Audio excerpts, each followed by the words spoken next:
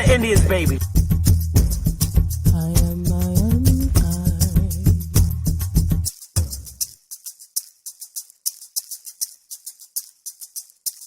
A real Indian, American Indian is me, not from Africa. Remember that. White people are scared to death right now, particularly white males. They're scared to death that they are going to lose their power in the future. And they are. But if you want to get ready for the future, if you want to be treated well in the future, treat others well in the present. African Americans here, but they recently moved here from places like Kenya, Ethiopia, Zambia, Zimbabwe, and Zaire. But now the brother whose family's lived in this country for generations, occupying space in all the locations, New York, Miami, LA, Detroit, Chicago, even if he's wearing a dashiki and sporting an afro. And if you go to Africa in search of your race, you'll find out quick, you're not an African American. You're just a black American in Africa taking up space.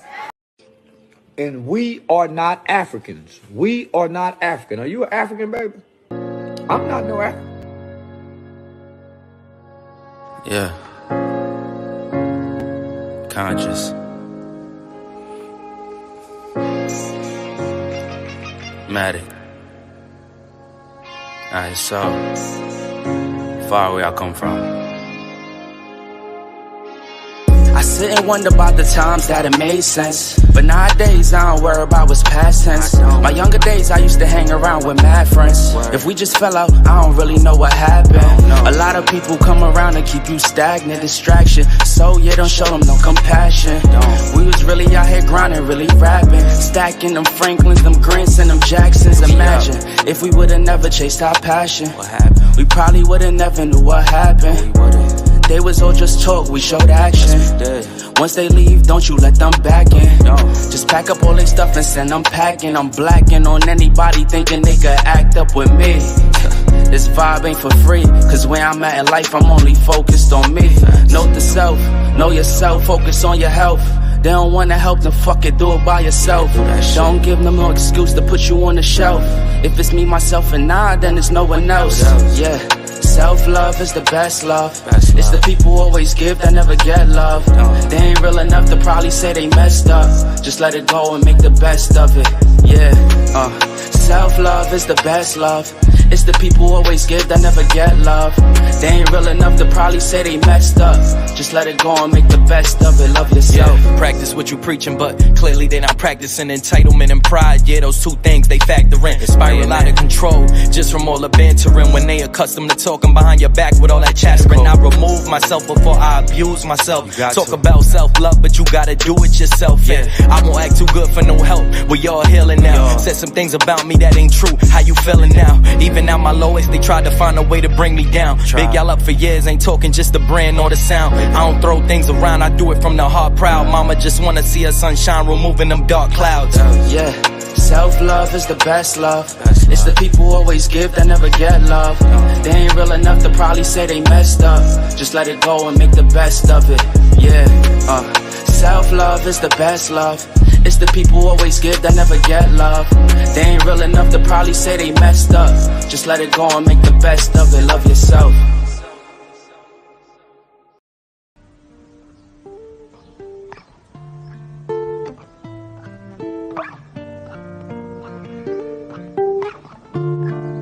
Long live Yeah.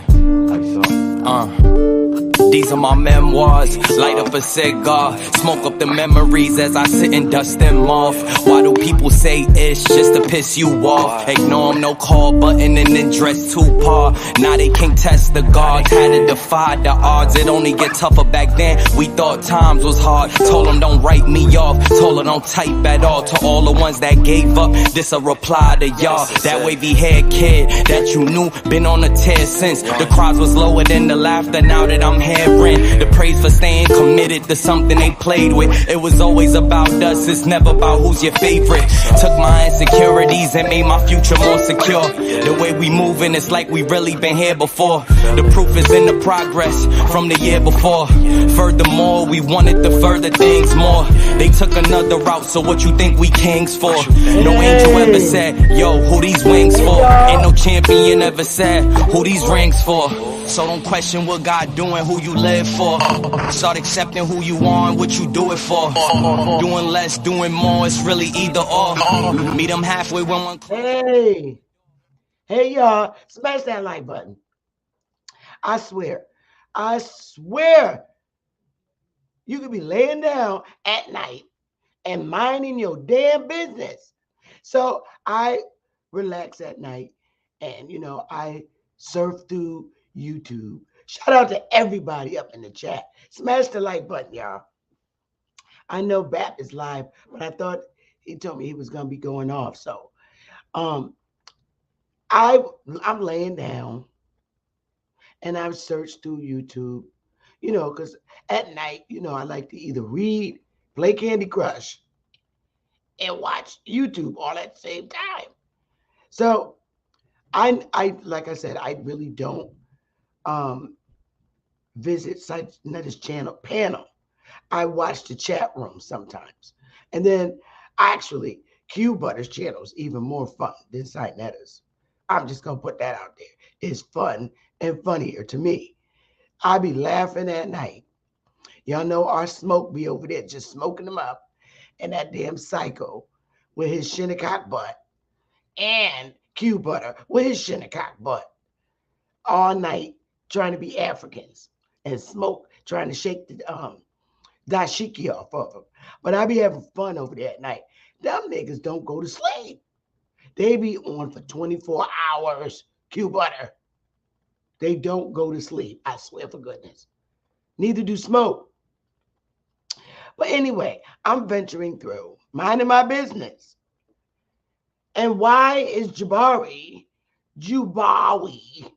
and King Sinetta, Jubawee can't keep my name out of his mouth. He's starting trouble again with the Indians. Jubawee is starting trouble again with the Indians. He won't leave the Indians alone. He's being just like the colonizers, just harassing the Indians.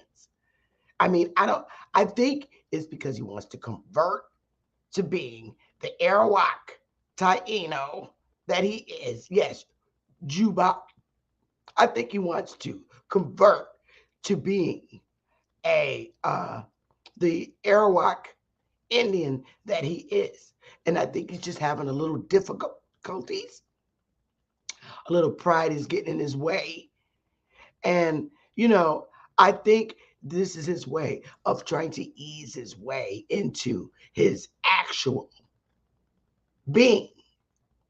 When he learns that he's the gods over here, Jubawee, and that, he'd take on his truthful Arawak identity, I think things will get a lot better, including Sinetta.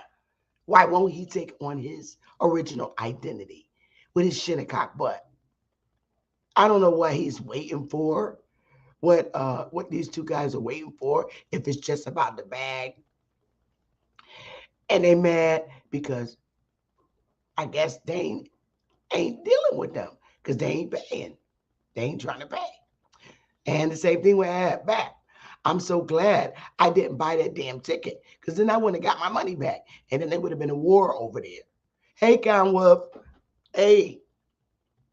So anyway, I'm minding my business and he's got my name in his mouth. He's showing old videos that we done already been through earlier this year and last year and the year before that of the freedmen that won the lawsuit to become citizens. And he doesn't understand the story. The freedmen on there now are listed as citizens, okay? Because before they were freedmen, they were just Creeks. They were freed because they were enslaved in their own land. And they were like head of their own households on Indian land. They are the Indians that speak nothing but Indian languages. Those freedmen. So and Jubawee doesn't understand the story unless, wait a minute, let me not give him too much credit because he's paid by he's very paid by the CIA. So both of them are paid and they have CIA protection. Jubawee and Sinetta. They both have protection by high militia officials. Yeah, they do. See, they don't think that I know that day that they was in the restaurant, how staged they were sat together. Look, you're talking about somebody with a degree in criminal justice. Stop. They were in the restaurant. So I guess they were expecting someone to come and roll up on them. So they were sitting in the restaurant like they were enjoying food. Not, listen, we know the damn FBI was sitting all up in that restaurant with y'all. Look, y'all are not that important that somebody wants to come and take your life. Seriously. Jubawee and Sinetta, you guys are got to be kidding me. You're not that important. You're not that important, Sinetta. You would have been better off going to get the Shinnecock Indians in New York. You don't need the FBI. If you come back home, both of you, and be who you truly are, because Jabari is so upset because he knows that I know that he's Arawak and he just does not want to confide into his original bloodline. Seriously, I've never seen two people in all my life that literally just wants to glorify being a slave. I was a slave. And it's like they want some damn medals, silver medals or gold medals. I'm a slave. I'm a slave. I will fight you. I'm a slave. This is real sad. So this is why we're going to get into the fact, and I'm going to debunk what he was saying about the old videos. I mean, he was showing stuff that I already pulled up. Oh my God. Let me show you. He pulled this up. And because it says, when tribal nations expel their black members, y'all remember, let me stop this little thing for a minute. Fair use. Fair use. Oh, where is it? Where is it? Where's my little brand? Oh, it's right here. Where it says, when tribal nations expel their black members. Remember, I did this about a couple of months ago. These are Creek Indians or Muskegee, whatever. And Jabari is trying to say that they're slaves. No. These are the Indians. The darker ones they kicked out and the white ones they kept. Oh, we're going to get into identity theft at its finest in great detail today, mister. And I'm just showing you the bare basics.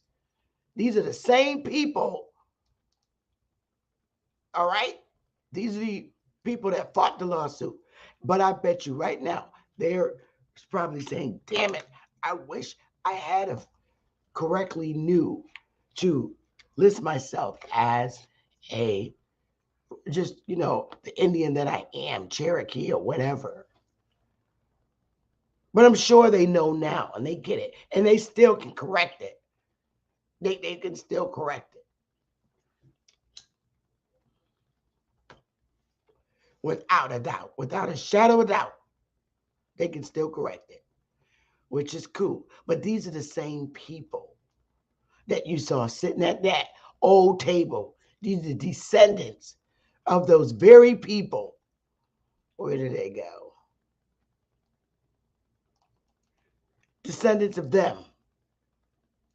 Same.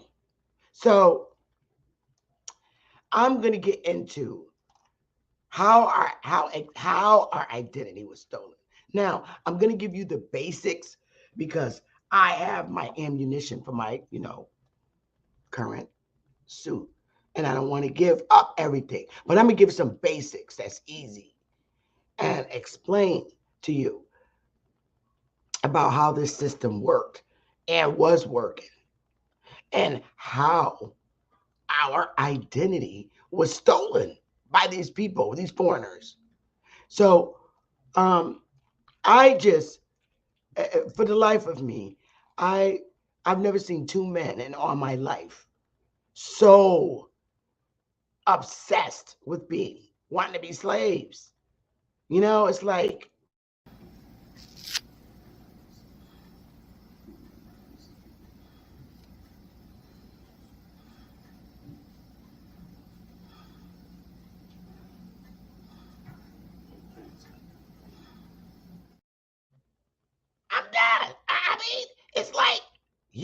to chill.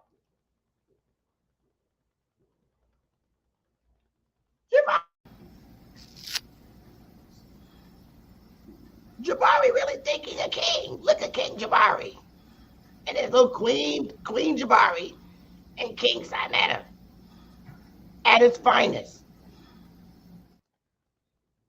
I'm like, you can't make this shit up. They want to be this so bad. They want to be this so bad. So bad. I'm just like lost for words. Seriously. They need to kill it. Little Jabari over in the purple. I can't no more. I'm done. I can't, y'all. But anyway, let's get into today's segment. The first thing I want to go over is explain, just like Isness brought yesterday, and Willie had the same report that was given to the commissioner. And I just want to go. I just want you to see and understand shit for what it is. We read this yesterday. Isness came up here yesterday. And we read this yesterday about how our people was acting on the reservations out there, Oklahoma. And she reports, sir, I desire, and this is in 1883. By the way, how old was Jack Johnson? He was 50 years old, born in 1818. You know damn well, when you read this, that they are literally talking about us.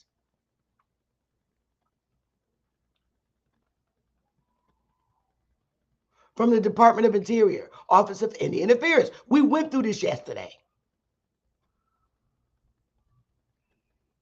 And she writes, sir, your special attention is directed to the following copy of the department letter.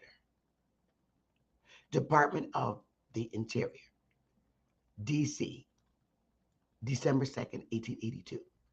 And she goes on to say, sir, I desire to call your attention to what I regard as a great hindrance to the civilization of the Indians. The continuance of the old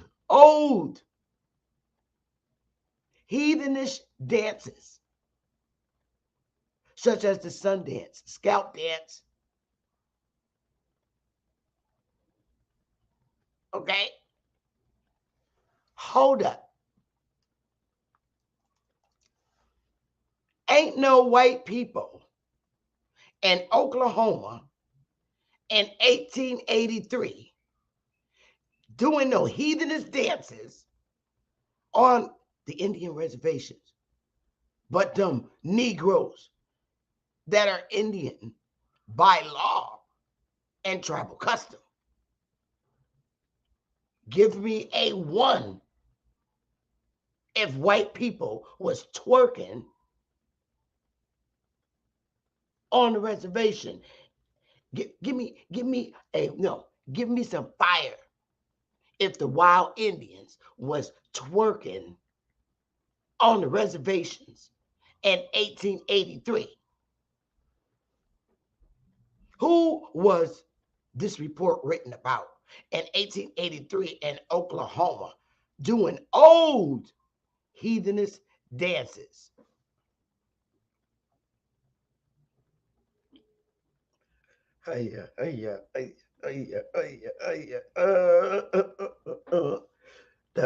Okay. May I remind you, Jabari, you don't want that. Hey, hey, hey, hey, hey, hey. Why no white folks doing that?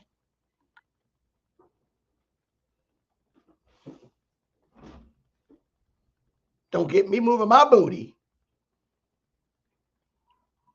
Look what Big Willie walk up in the club. Oh, I'm twerking. Bop, bop, bop, bop, bop. I'm giving back shots. Back shots.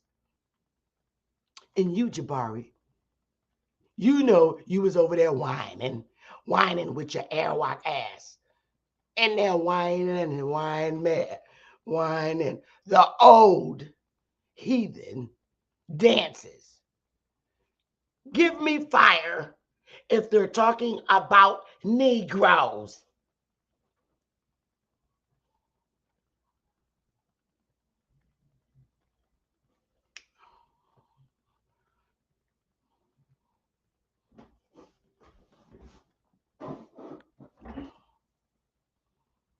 On the reservation. This is the report that she's giving to the commissioner of the Department of Interior of the old heathenist behaviors of these Indians that they can't stand. They just can't stand our dances because they don't know how to do it. Now they be on TikTok, old people even doing our dances. They finally learned after 200 years. But they was talking about us. Because guess what? We still do it in the hood to this day.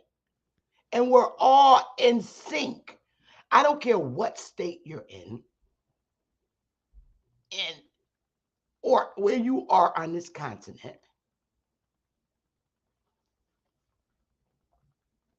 Even like we all got the soul connection with the Indian dances. You be in a club and Mystical come on, shake your ass. Everybody doing it all at the same time. We don't even need no rehearsal. The song come on, we all getting it at the same time, and we're all gonna be on beat. Even though we're probably all doing different dances in the club, different moves when we dance. It's automatic. Jabari. Am I lying? I don't. That's right, Carlos. Even when you're in the Puerto Rican club, Mexico come on and say, shake your ass. All the Indians on a goddamn continent is going to hit it up. All the Indians on the continent is going to feel, shake your ass. Show me what you're working with.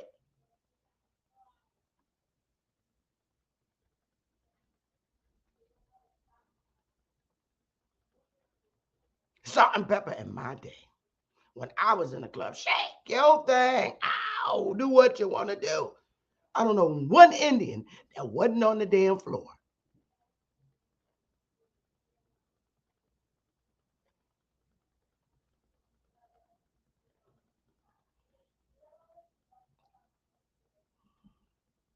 And don't let our Arawak brother Shaggy come on. It wasn't me. It wasn't me. It wasn't me. In the bathroom. Wasn't me. Don't play with me. White people for a very long time. And this is it's a sad thing, but it's very true. White people for a very long time do not like how we behave amongst each other. They don't like how we have fun together. They still to this day are the same way towards us coming in a group, even at whether we're at work, in the malls, in a restaurant, anywhere, at a movie theater, anywhere. They don't like seeing us in groups together having fun. They hate it with a passion. They hate our laughter together. They hate it. And that's so fucking sad. But it's the truth. They hate when we dance. And it's true. Because we are great dancers and entertainers. Even if you're in Africa Now, I don't hate Africans. I don't. But yo, that's their land over there. This is our land over here.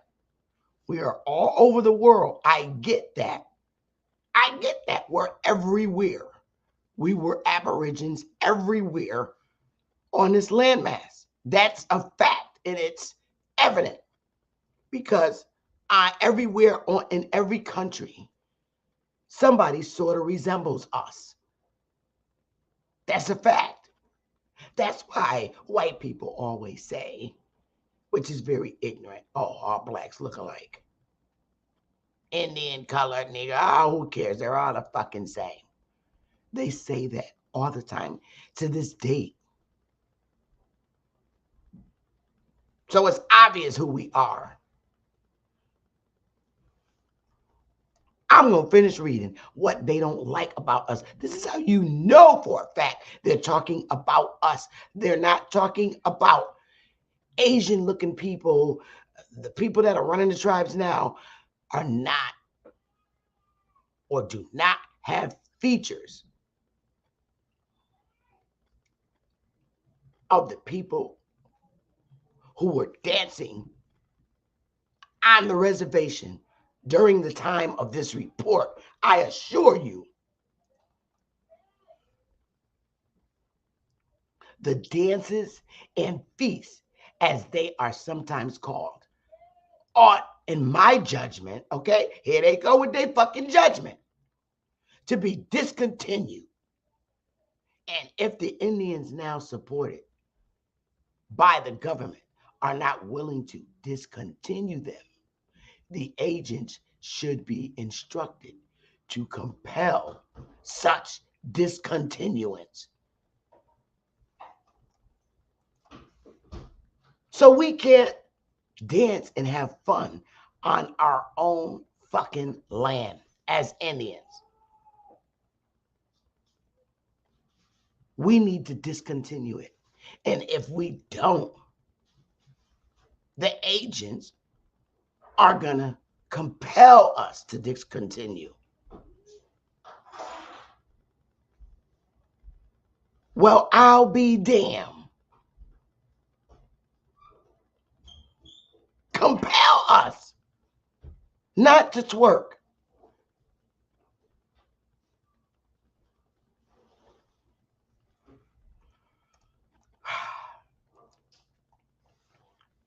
The feasts or dances are not social gatherings for the amusement of the people, but on the contrary, are intended and calculated to stimulate the warlike passions of the young warriors of the tribe.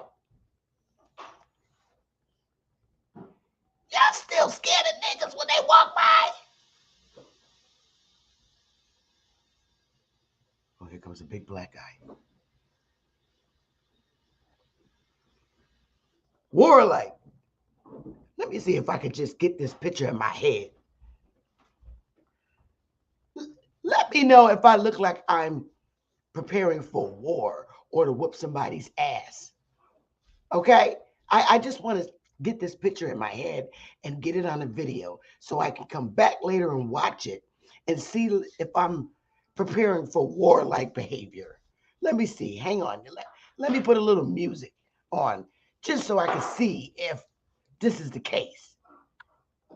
Got to put some music on with it. Let's see.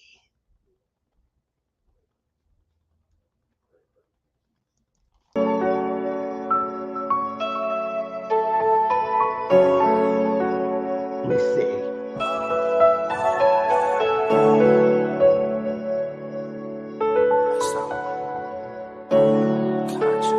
I'm trying to be a nigga. Then they put you on trial. I was just a young child. Gave you 25 to life, all these years gone by. And you never asked why. All you did was pray to God, all you did was wait your time. Now you about to come home. And I'm about to have a child, it's gonna be worthwhile. It's gonna be worthwhile. Remember nights I cried, now we at the finish line. You was only 21 with a son on the run, no. You was living in the jungle. Got charged for a murder and some weed and a gun, no. You was moving like Rumbo. Did your time like a champ, never rumble. You was on the wrong path, you was young, though. You ain't never let it break you, stay humble. We see the light at the end of the tunnel. I see the fire and the pain in my mama's eyes. I was just a little boy. All right. Did I look offensive like I was getting ready to whip somebody's ass? Be honest, y'all. Just be honest.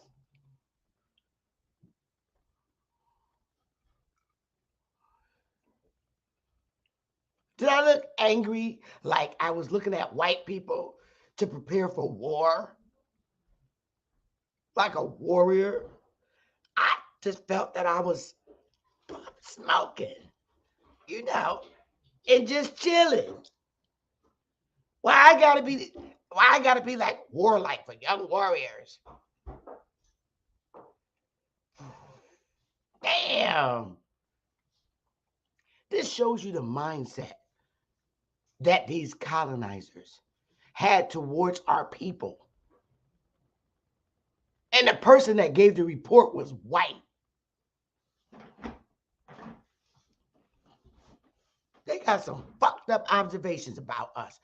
Our music, yes, our dancing and our music tells a story. But goddamn, I guess the story they was receiving was they was about to get their ass whooped or something. That's crazy.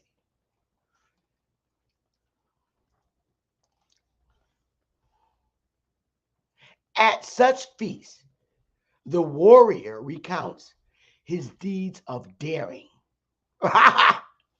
So he's sitting back. Hold up. He counts his deeds of daring. Like our brothers do. See that motherfucker right there? As soon as that bitch go in, I'm gonna beat his motherfucking ass. He think I don't know he stole my shit, but I'm gonna get that motherfucker. Is that what they mean?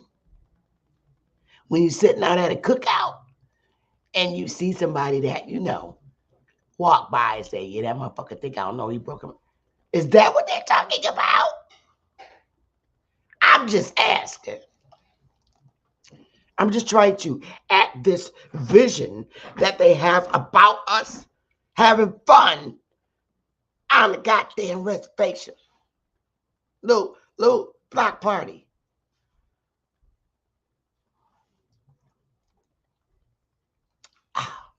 Let's keep going. Deeds of daring. I dare you to touch my shit. Boasts of his humanity and the destruction of his enemy. Yep. And the destruction of his enemies. Boast. So they think that when our peeps was on the reservation drinking and smoking, that they was strongly plotting and planning to beat the shit out of the motherfuckers that took over our tribes and enslaved us. That's what was on their mind. It scares them because of the way we're acting. You know, we're going to get into that part about the invasion. The invasion of the tribes.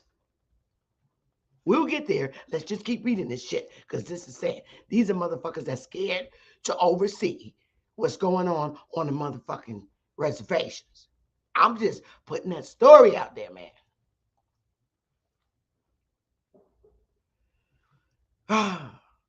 And his treatment of the female captives and language that ought to shock even a savage ear. Okay, so let me put that in my head. The way we act towards each other in the hood. Pookie, You got $20, bitch, dog. Oh, you ain't say that last night, motherfucker. Bitch, fuck you. You ain't do a good job last night. How about that? That kind of shit. I think that's what they're talking about. The way we talk to each other in our hoods. Why you won't give me $20, Pookie? Bitch, get a job. Why I gotta give you $20? I ain't your man. You ain't say that last night, nigga, behind the barn. That's what they talking about. Because, see, they be listening to our conversations because they're so nosy. Listening to how we communicating. And white people very nosy. They be eavesdropping like a motherfucker. Oh, she must have had sex with him last night. I think, okay, I understand a little bit of the Indian language that's going on here. It appears that she gave him some head and expects him to loan her about $20. I think that's what I'm getting out of the conversation. Yeah, I think that's what it is. That's fucking disgusting. Yep, that's what it is. I'm hearing from what she said because he just came out. He said to her, think about it, Sue. Think about it. She said, Pookie, could you loan me $20? Can I get, she said, yo, Pookie, can I get $20? So I'm gathering that.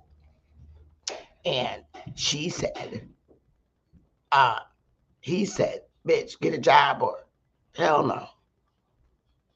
And then she responded back, you didn't say that last night. And he responded back, you ain't do a good job last night. So what I'm gathering, Sarah, is just horrifying. Apparently they had sex and she asked for $20 and he told her no and that she didn't do a good job. I'm going to just make an assumption that she could have sucked his, thing, and it wasn't a great job. So perhaps it could be prostitution going on. I don't know. That kind of shit. All assumptions about us because they don't understand the Indian language. They don't understand the Indian language.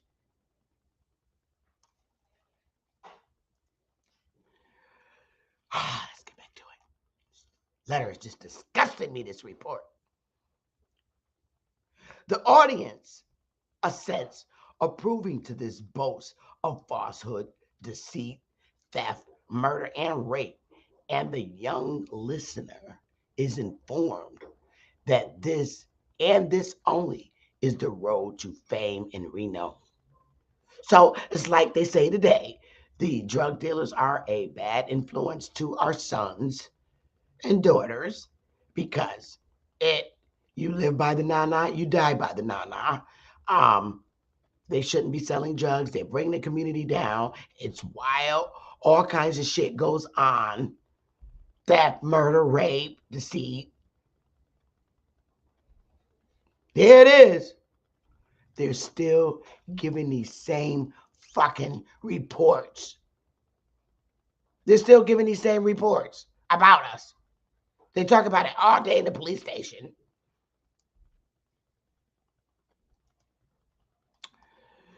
The result of this demoralization of the young, who are incited to emulate the wicked conduct of their elders. Tree don't fall too far from the branch. That's their favorite word. Apple don't fall too far from the tree.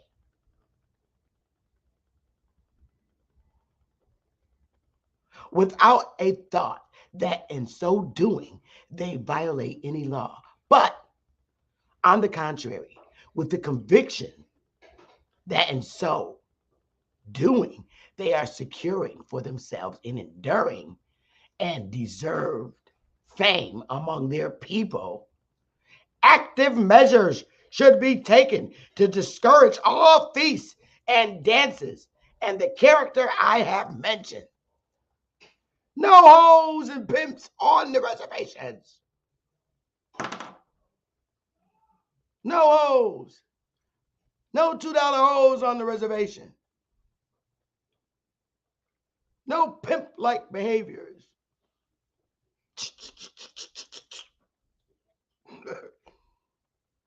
Civilize these Negroes. Pimp slapping. Which is exactly how our hoods are today. Same shit, different area. A lot of us didn't go.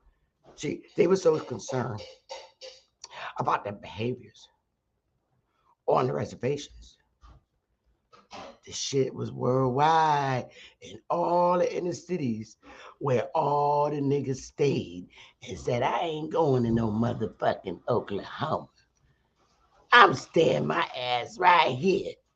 So what you see in New York, Connecticut, Chicago, Boston, all us acting like that. Mad pimps, mad bitches, mad hoes. From the Slap-a-Hoe tribe.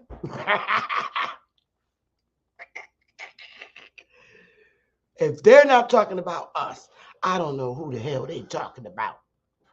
Yo, give me some fire if you know damn well that they talking about your peeps. Are they talking about our people, or are they talking about them?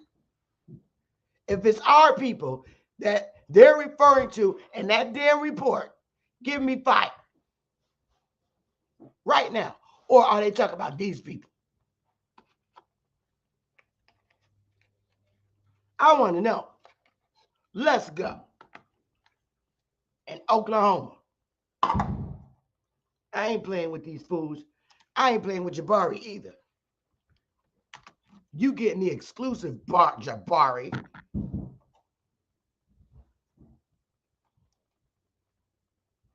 You know damn well they're talking about our people.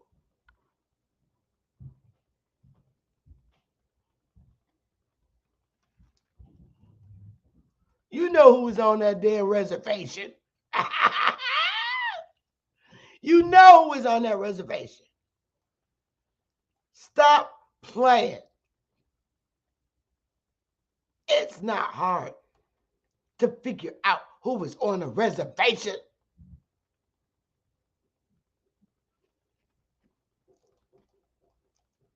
Their grandkids. Simple. Their grandkids. Do not play with me. Pookie is not liked. Pookie, Pumpy Johnson. Stop. That's who they're talking about, us. Now that we clearly understand who this report that was given to the Commissioner of Ontario about our behaviors as a people,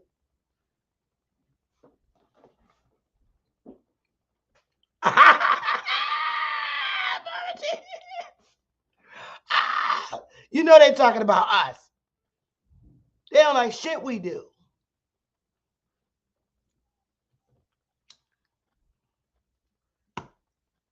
So,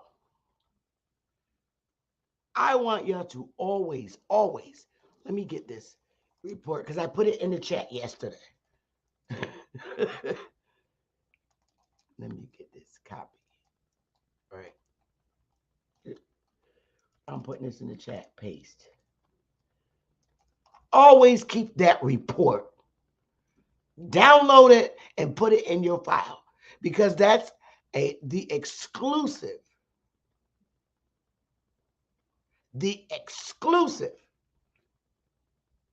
of how they view us back then and today. And you know what? Y'all know fucking well that report's not a lie. The white lady's telling the truth. Y'all know it. Stop it. We can't even lie. We can't even lie and say that that was us acting like that. Because we still do that in the club right today. No matter if you in our club, Jamaican club, Puerto Rican club, Mexican club, we all wild niggas.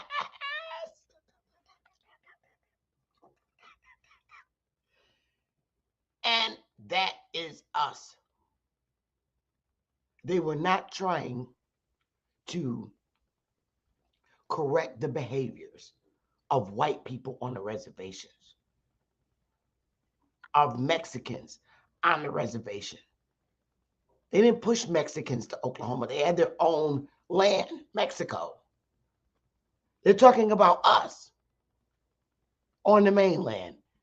When you're on the mainland and you're in Oklahoma, that's us being pushed to Oklahoma.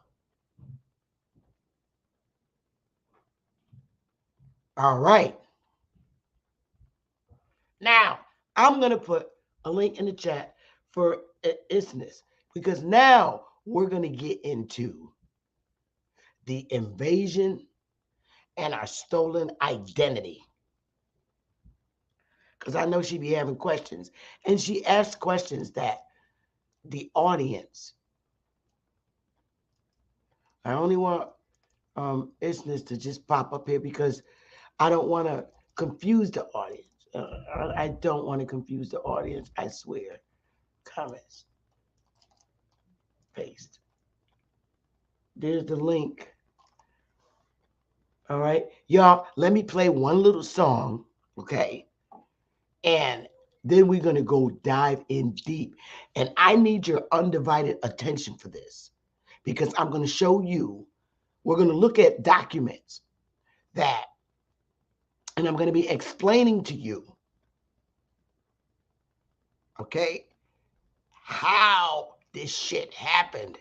And we're going to look at the documents, okay? And I need your undivided attention so you could see how white people took over our main tribes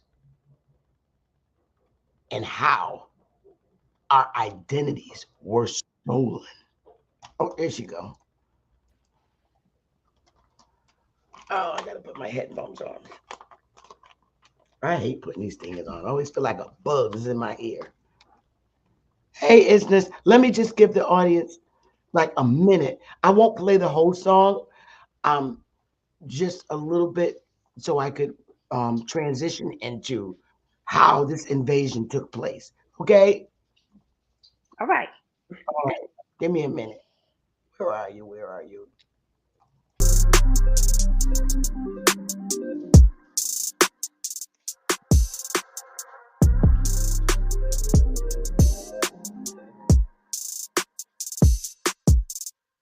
Time's been moving slowly, so we already in too deep.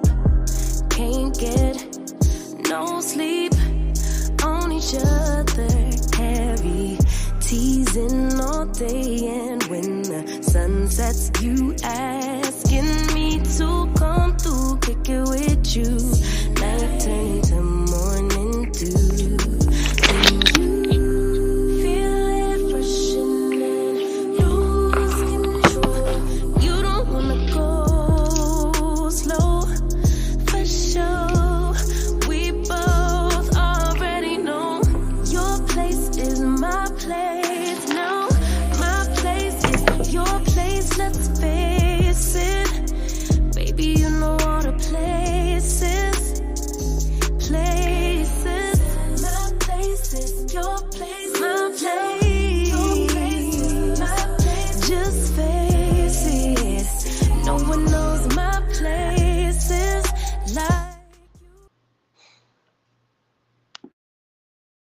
All right, let's get it, Isis. You ready, hon? Yes. How are you doing, Sister Bethy? How are you? How are you doing, sweetheart? I'm good. I'm doing very well. Okay, so Let me start off with the story. We were invaded. We were invaded as tribal nations of people. Okay, starting with even earlier than the War of 1812, because prior to the War of 1812, they were doing a lot of the damage in the North, taking shit away from the Indians here in the North and taking their lands, stealing their identity and all this shit. And then Andrew Jackson decided that, okay, he's now ready to start this shit in the South. And they began with the Indian Removal Act in 1830.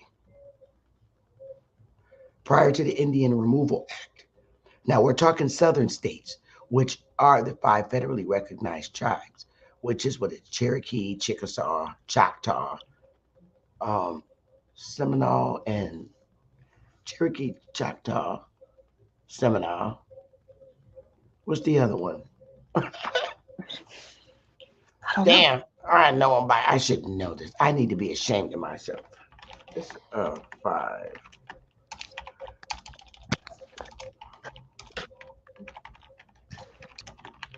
Okay. Is it Creek or something? Yes, it's Cherokee, Choctaw, Chickasaw, Creek, and Seminole Indians. Okay. All these Indians, those 5 Indians, these Indians are of the Confederate States in the South. So we're talking South. We're talking South. So a lot of our ancestors said they started in Indian Removal Act. This was after the War of 1812, because the War of 1812 was with Andrew Jackson. But that was the beginning of fucking with the South, because he marched down there with niggas from the North to the South.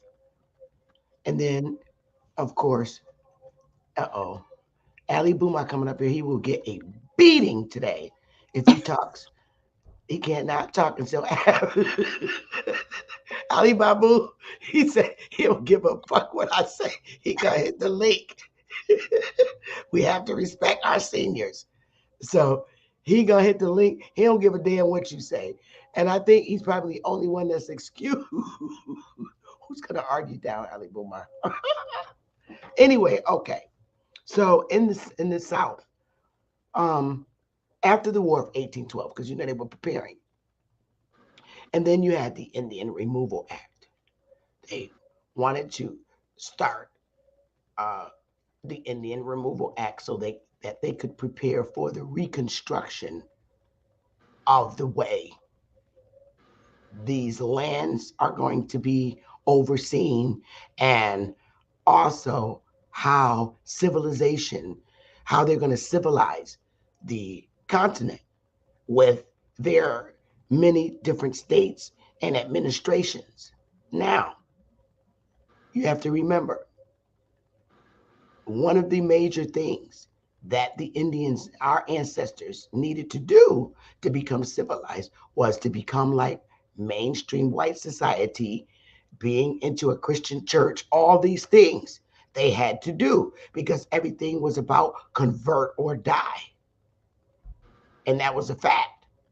So the senators that you seen during the Reconstruction time in the 1860s, 70s, 80s, 90s that were sitting on Congress, those were formerly Indians. They just shortened them to colored. They called them coloreds. And the white senators, they called white. So if you look, I have a lot of newspaper articles of the General Assemblies of the different states, and to distinguish between the white senators and the brown ones. The brown ones were colored and the white ones were white, and they dressed differently. They had to come on to the Boule way of life. Okay. Although they hated us in South Carolina because they made that fucking movie. And what was it? that movie of making fun of our senators with chicken bones and shit like that. Birth Birth of a of a Nation Nation. deal. Yeah, Birth of a Nation. Yeah. So in 1830, the Indian Removal Act, a lot of our ancestors, I'm going to say the majority of our ancestors did not go to Oklahoma. They stayed on their lands. But they were not prepared to lose their lands based on when they started getting tax bills and shit, because we didn't generate monetary. We didn't generate money. We literally lived off our lands, and we had our own chattel on our own farms and lands. Even to this date, there's a lot of Southerners and folks here in the North that keep their damn chickens and hens and do their own eggs and shit. They still live like that down south in a lot of the rural areas. A lot of our people down south right now, which I think is like the most beautifulest thing in the world. That's why I can't wait to retire and move there. They still have their chickens and eat the old-fashioned way, swing the turkey's neck or whatever. They still maintain those same traditions in every southern part of down south, including the West and Midwest. A lot of our people do not go to the grocery store down south to get vegetables and shit and spices. They don't. Up here in the north, they go a lot. Not to say we don't have farming here, but ain't no farming like it's done down south. The north cannot fuck with the south when it comes to farming. That's what the south is known for. Farming. They're masters of it because we did it individually and as whole families on huge farmlands living on the bitches. So anyway, the Indian Removal Act happens. Okay. Understand that at the time of the Indian Removal Act and overseeing the tribes, white people were citizens. They were. We had mulattoes, we did. But with the mulattoes that we had, they had their Negro features when we were overseeing our tribes. When they left from the South when they left and moved to Oklahoma from the southern states, we had active counties, literally, where the chiefs were, where they kept records of our families. That's a fact. All chiefs kept records and lists of their communities, of all the Indians that were in their communities. So when they left to go south, they took their records with them. The counties still have copies because there were structures that they were in, our chiefs, where it was like a town hall kind of thing. And they took all the records and went to Oklahoma. Whether a family member stayed or went, their names were still on their rolls. So they get to Oklahoma and the invasion started. Let's go there.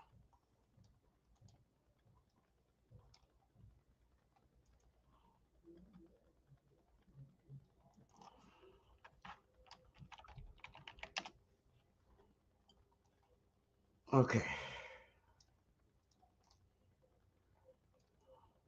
Now,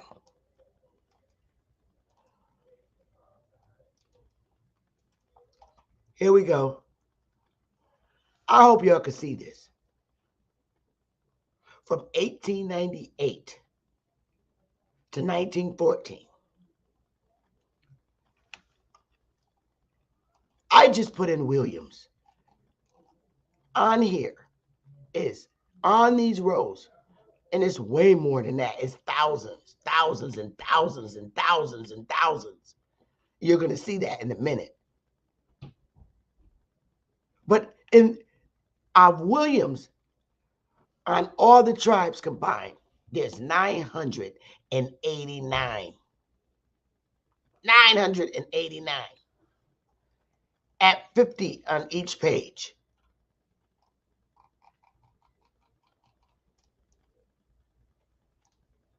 Now look here.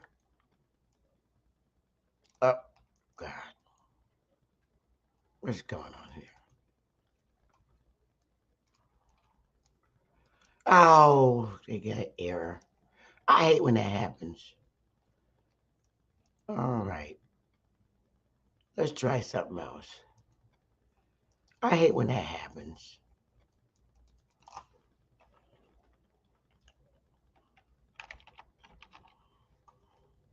Let's try another name. Oh, you know what?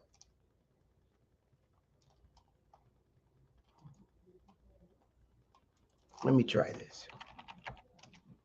I hate when this happens.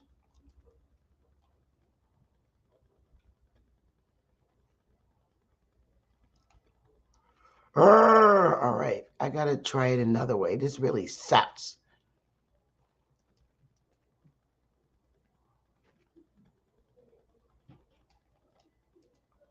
Is there something wrong with the browser?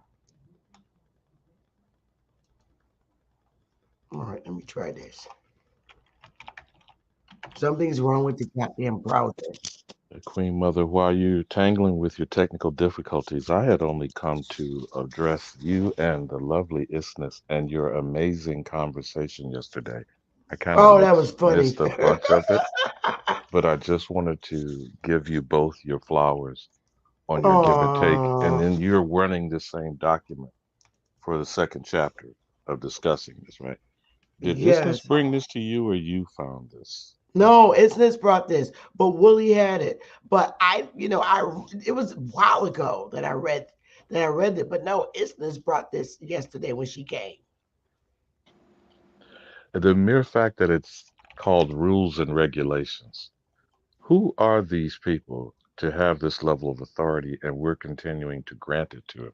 So as you understand, not that I was fired up about that fool the other day, Knowledge or whatever he was called, but he was bringing his version of this. Yeah. If you get my drift, then he was trying to imply the American citizens. I didn't necessarily clear it up at the point in the moment because I was re-listening to your response last night. Mm-hmm. The Organization of American States did not represent the tribal nations of North America. Right. He kept using that to argue they were arguing their American citizens, like we're watching currently. Yeah. The crisis that we're watching coming across the southern border is the members and citizens of American states south of Mexico. Uh-huh. And would you agree they're being embraced by the federal government, Uncle Sam, and this criminal enterprise around here, while still blaming them for running across the border? Correct. Now, was the American Negro ever embraced? And why was the American Negro during the Civil Rights Movement referred to as a second-class citizen? That was what my argument was, though it got convoluted with his back and forth over expatriation. Mm-hmm. So when people want to say the OAS, the Organization of American States, which, by the way, have still not yet to this day acknowledged the American Negro is the American Indian. And when they put ADRIP forward, and Obama did the slick thing that he did not say it was pertinent to the American Negro. He then went and did what Jesse Jackson did and call us African Americans. Yep. Because if he was intending, whether he had malicious intent or not, if he was intending for us to have the protection status that the UN and FEMA, and my good sister brought that to us in Cuddy's panel discussion, the FEMA emergency guidelines of the protected status of refugees, how can we be considered refugees in our own land? Correct. And how would descendants of African cargo be perceived if they were considered property, or were they considered refugees? You see what I'm getting at? When Say he that again. implied that the supposed people that are embraced by the United States, the quote unquote nation of immigrants, everyone is embraced except the African slave or the American Negro, which is presumed to be the descendant of an African slave. You follow what I'm saying now, Queen Mother? Yes. So what would the citizenship status be of the descendant of a slave? Because again, remember, we're talking about their attitudes, their perspective, and their rules and regulations, right? Right. So if the African slave is not a citizen, and the American Indian, which is not to be taxed, cannot be a citizen, under the criminal enterprise that we're supposed to be running authority over them and dictating whether they are good citizens. You feel what I'm saying? Yes. Does that make sense? It makes clear sense.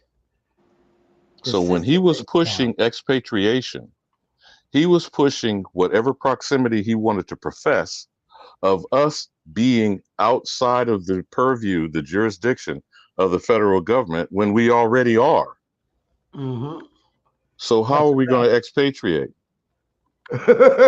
Now, I get your point that you keep professing, especially for our poorly understood people who get misled by Moors or other paperwork scams that be told to them to rescind their citizenship when they don't fully understand the significance of the citizenship relationship.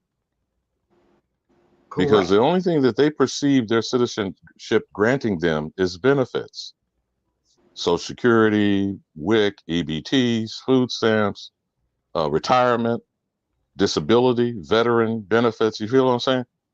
These are considered benefits that they think that they receive because of their citizenship status. They're actually being deceived because those are, how do I say this? First, if you're not to be taxed. Second, you're not a citizen. Those are tributes and royalties and fees that should be paid to you because first, certain things shouldn't have been taken from you. Now, we would start with that position. First of all taxation that's been taken from us should be returned to us immediately. Agreed. Okay. Then the people who are operating on our land have not shown themselves to have good moral character and not be alien enemies. And you know why I keep saying this, Queen? Yep. Then shouldn't they pay a fee? Yes, they should. Should all businesses that are operating, whether they're criminal, legal, illegal, constitutional, or unconstitutional, because they're operating under our purview, should they pay a tariff? I was saying this to your brother the other day. You know what tariffs are when there's trade going between two different nations, right? You pay tariffs for your ability to export your goods and services overseas or to another foreign country, right? There are tariffs, right? Correct. So if they're all foreign to us, they should be paying a tariff, a fee, a tax, or a tribute, whether you call it royalty, dividends. And what I mean by that is, for example, like the stock market does with corporations, dividends are paid to shareholders, right? Correct. Every American is a shareholder to the trust that all businesses operate under. This is what Mama Chief likes to talk about. The trust, that's the land, and then the trust that the things that operate off the land, as in minerals, foodstuff, produce, farming land, air rights, water rights, public utilities. You feel what I'm saying? All these things are operating off a trust, operating off our land. Correct. Now, why is no one explained to us how they're getting paid when I'm talking about them, the Native Americans, and what's your understanding of the types of stuff that they're being paid, being put on these reservations as civilized tribes under federal recognition? I don't know. That's my point. You see? Because those are federal benefits. And that's what they were howling about when Trump was talking about cutting off the Native Americans' federal benefits. Mm-hmm. But you see how confused this gets when people use words like citizen? Yes. Now, when I was responding to him and I was saying I don't agree with the term because I know how it's been distorted in the legal context, if we're members of families and our families are members of councils and our councils are members of nations or tribes, whatever you want to use to say, that would be the tier level of attachment that we have to our custom and law, because you've already pointed that out, right? According to the Right. 1890 census, we operate as Negroes, referred to as Negroes, called Indians under custom and law. How should we dictate and determine and declare what that custom and that law is today after we've been having shit like this you're showing today? Mm-hmm. You're having rules and regulations attempting to be externally imposed on us to dictate what? We can and we can't do. How we should behave, Yeah. who we are. Dare I circle back to those two articles, 3 and 11, that are international violations of who we should be by our own determination. And all these policies are an attempt and an ongoing agenda to exterminate us, whether it's actual massacre and murder, whether it is paper genocide or cultural appropriation. Because don't these same people steal our culture, including the most recent example of hip hop? Yeah.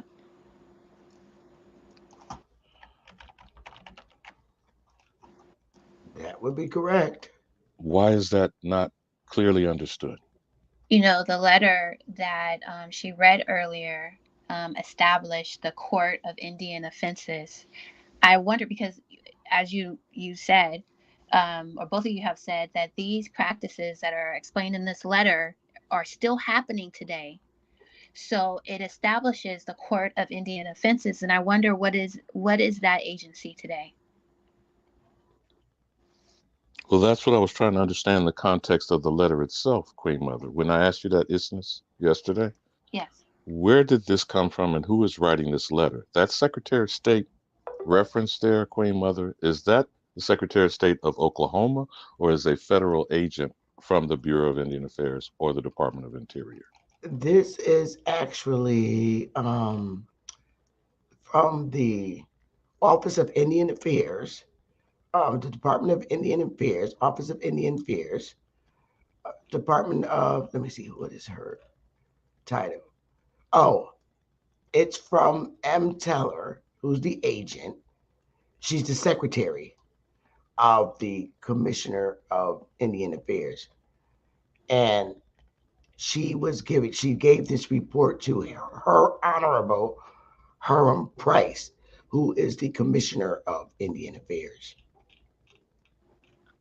So this is federal communications internal to two federal employees who are federal agents who then went and traveled. Did she or he travel to Oklahoma with these particular civilized tribes, quote unquote? Let me see. I had the context yesterday.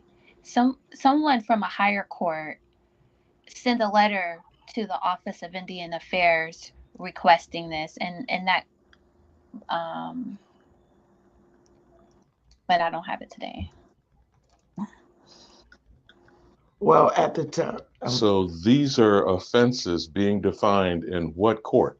It was kind of like when I asked you earlier about the common law court and where was the process of citizenship, that I still have yet to find the facts of where they submitted their applications for citizenship. Well, this, to be quite honest, is a 6-page report, and it's the rules governing the Court of Indian Offenses. So it isn't a court, and the Department of the Interior would be the agency that's in DC. So So these are they Indian have to. offenses. These are Indian It, offenses where you are running afoul of the guidelines to be federally recognized. Is that what I'm hearing? yes.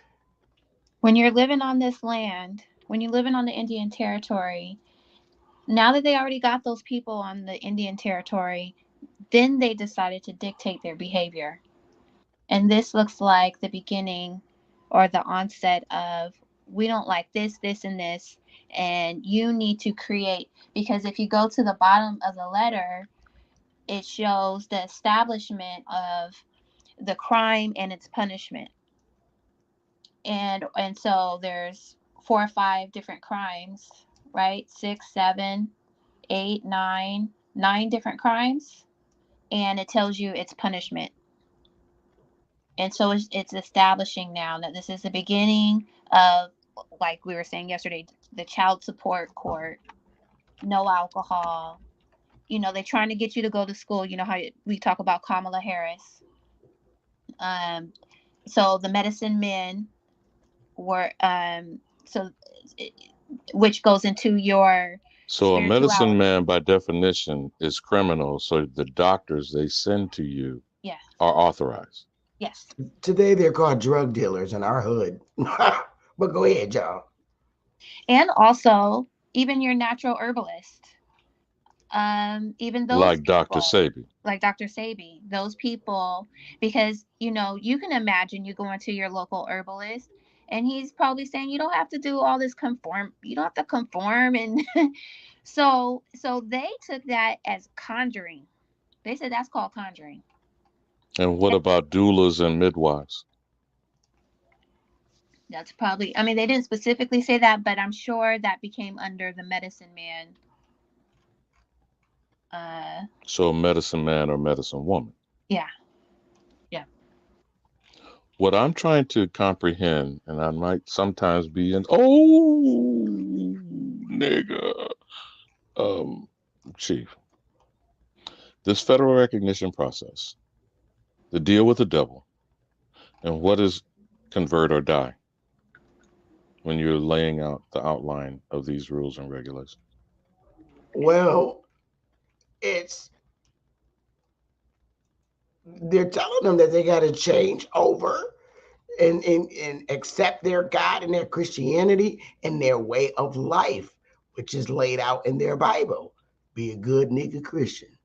Now, do we not have, really, of all of them, of the 5, only the Cherokee that did it a syllabary, created an alphabet, formed a constitution, and actually swore on the Bible to be Jeebus followers, right? So of the 4 of the rest of the 5, who did or did not concur with Cherokee? Wait, say that again. I'm sorry. I'm back here looking for something. Of the But, 5 original civilized tribes, Creek, Chickasaw, Choctaw, right. Cherokee, Seminole, only the Cherokee Nation formed a syllabary, meaning an alphabet, created a language, did a constitution, and swore on the Bible to become a Jeebus follower, and the white man was their savior. So then what happened with at least 3, if not all 4, of the other 5 civilized tribes who didn't necessarily lay down in the fashion as the Cherokee did? And how many other thousands of other uncivilized tribes that were never federally recognized, including, I believe now, is the number up around 600 of federal recognized tribes in 2023? Yeah, it's about that much. So who's unrecognized and who's uncivilized? We are unrecognized by this government. But there's thousands of us that are. Oh, finally, I got it open. Jeez. So from this initial document, which was dated around 1882, 1883, from the winter into the spring, 82 to 83, that's 60 years thereabouts, probably 50 or half a century since the Indian Removal Act.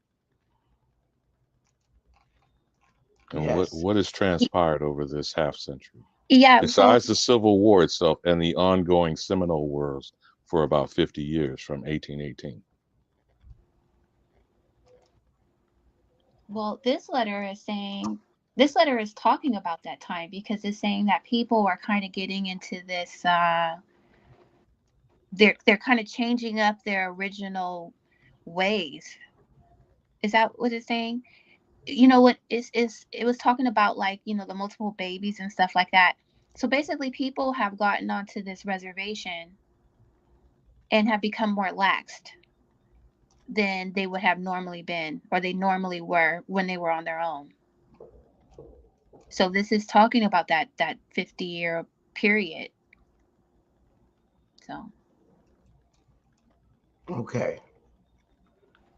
So let's get to it, y'all, if y'all don't mind.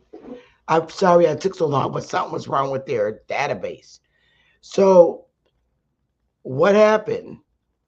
And that letter really coincides with what I'm about to break down to the audience. The report that I just read about our behaviors and the way we were acting on the reservation, that was there based on their observations of us. And they always, white people always had that negative feeling about us. And that's just how they viewed us. We were just disgusting to them. So, on that note, they were ordered, and with this government, to go in and manage and oversee our tribal governments. That's how they got in there. These are not people that are actual members, liars, if anything. Remember, I told you when they left the South, those that did leave, and they had county towns and shit like that, they were our chiefs' locations, our headquarters. They took all the documents and shit with them. And later on in years, the database was built. And I'm going to show you. They took everything with them. You see, all these people is thousands and thousands of our people. Okay? These are the roles. These are the 5 civilized tribes combined.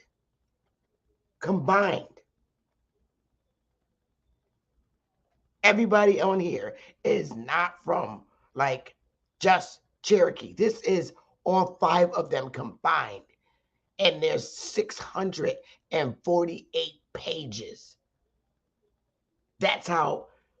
And let's just say, for argument's sake, that's less than half of who actually left. Because I think 3/4 stayed and did not physically go to Oklahoma. Yeah, well, that's what I said. It's like the majority of our people stayed right where they were and wanted to try and get into the damn corporation, the United States. Like I said, they started off by being part of the General Assembly when they ceded the lands, and actual whole fucking town became a state. But if those people who left became assimilated to a degree, because that's what you're describing here, these rules and regulations, how are they responsible for how they're being modified by colonizers? To what level of responsibility would you hold them to what they become and what their behavior is? As far as them taking over the tribe to oversee the way things are conducted on the land? And well, I'm talking now as well about the participants, whether they were willing participants or not, whether they became traitors and, government agents, employees. I'm sure there's many of us that had Are you talking about the people? Are you talking about the so-called tribal members? Yeah, the so-called tribal members that left, that went ahead to Oklahoma. Mm-hmm. This group that you have, that you're showing here, whatever the names are, they and all of these ancestors. Well, if your dad and your mom is going to go, you're going to go with your dad and mom, especially if you're young. Now, let's stay with that point just for a moment about what he kept claiming, that they embrace these immigrants and they bring forward their descendants. You remember that argument that he raised? Yes. About when you're going into this criminal enterprise, you're being embraced and you're bringing forward your descendants. Who is culpable for the people that are being created by this convert or die process is the point that I'm raising in my question. Because you're being forced to be stripped of who you are culturally and naturally, I would argue to some degree spiritually, because that's the reason for the alcoholism, the drugs, the self-hate. You feel what I'm saying, my sister? Yes. When you Yes. when you're having the character of a person being altered by outside forces, who's more responsible for that person that's being modified? I argue that's part of Judgment Day for this criminal enterprise, is my point. Well, I would have to say agree to that. But I mean, there was a lot of shit that took place, and to look at this list and to see our ancestors on here. I'm looking at Hicks, Andrew Hicks, Lonnie Hicks, Frank Hicks. Ain't no damn white people named Lonnie. But Amir remember, they're being Hicks, racially William Hicks. miscegenated. Right, They're right. being bleached out. They're Well, being caused to become less than who their original ancestry was. They're being well, cloned Tyrone. well. Only not a whole lot, and in the sense you think some just lied and said that this was their grandma. So a lot of them were by adoption. There were more of them And let's not forget the by $5 adoption. frauds. Right. You know, That's what I'm those who getting just into. paid $5 to get on the same But list. right. But I want the audience to see this is endless. These names, it's endless. It it, it makes But you want to Queen Mother, cry you said because it's how what you're many looking hundreds of pages? You said how many it's hundreds of pages? it's 648 pages, but It this isn't it looks all like of them. more than a couple of hundred names on that page. Oh God, yeah. Look, it's because it's multiple rows. It's 1, 2, 3, 4. It's 4 rows, but it's 648 pages. But So let's if you say for go, simple math, if you there's say 4 4 times rows and 648, 100 names in each column. That's 400 names on that one page. yeah. And then if you go 4 times, geez, oh my God, 100. Let me see. Oh God, I don't I'm even just know. saying for rough estimates, if there's 100 names in each one of those columns, 4 I don't think. columns across, I don't think that's it's. 400 names. I don't. Let me see. 1, 2, 3, 4, 5, 6, 7, 8, 9, 10, 11, 12, 13, 14, 15, 16, 17, 18, 19, 20, 21, 22, 23, 24, 25, 30, 31, 32, 33, But even if it's 25 or if it's 50, if it's 25, it's 100 names. If it's 50, it's 200 names on that page. 50. Hold on. 50, 51, 52.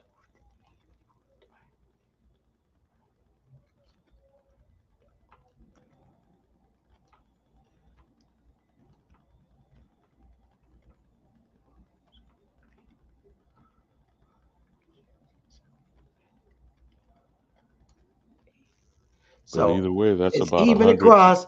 It's 80. It's 80 on each page. It's 80 in each row. So 80 times So that's 4. why I was rounding it up to 100. So even Yeah. at 100, it's about 400 names per page, 600 pages. That's a 250,000 people. Yes.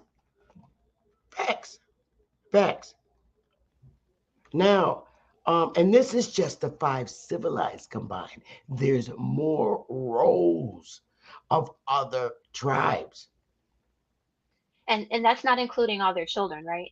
Some of it This is has just the head of household. no. Some of them have the children on here too. Okay. As you can see the ages right here. Now, um, I just wanted the audience to get the picture of 1, 2, like 400 people on each page. Okay. Now, what you're looking at is our former government. Stop. Let me stop right here. Y'all, listen to Now, me. you see the argument he was raising? If we expatriated from our former government, as you were showing there, Mm-hmm. to become federally recognized on a reservation, Mm-hmm. that's a level of citizenship. Yes. I want to say this, you guys. You really, really have to understand this. When they went to Oklahoma, they took the records with them. Which are the records? The rolls. They took them with them to Oklahoma so they could run the government. It is sovereign. And those are our ancestors. But I'm those. I'm those. what happened to these people 60 years later, 50 years later with these overseers in the document that you're using? I didn't. I'm trying to finish, but you won't let me.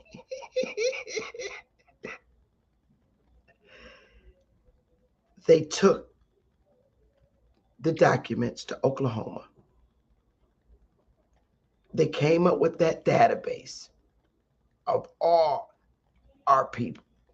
There's thousands still not on that list. And they begin to establish the federally recognized tribes. Those names on that list is our former government. That's us as citizens and Indians. We had a citizenship in our tribal government. It was sort of like this current government. You have your citizens. This government has a citizenship because it's foreign. But we had a citizenship too. We took foreigners in as citizens. But we were the government and the Indians. And we took people in to be citizens. When you hear freedmen, it is because they took over the tribe. They removed the original government that was over it and took it over. That's why they're freedmen now. You're only a freedman because you didn't resist fighting.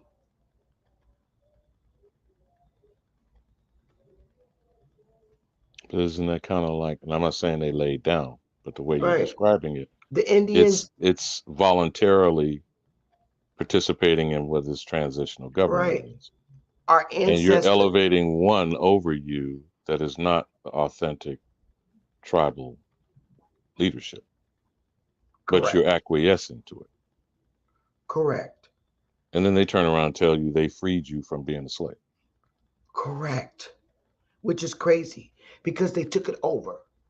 They took it over and took over the managing on how the work was going to be done on the land and things of that nature. They took over management of the five civilized tribes. It was being managed, and the government put people in there to manage it because you see how the report that the woman is giving to the commissioner on the behaviors of our people.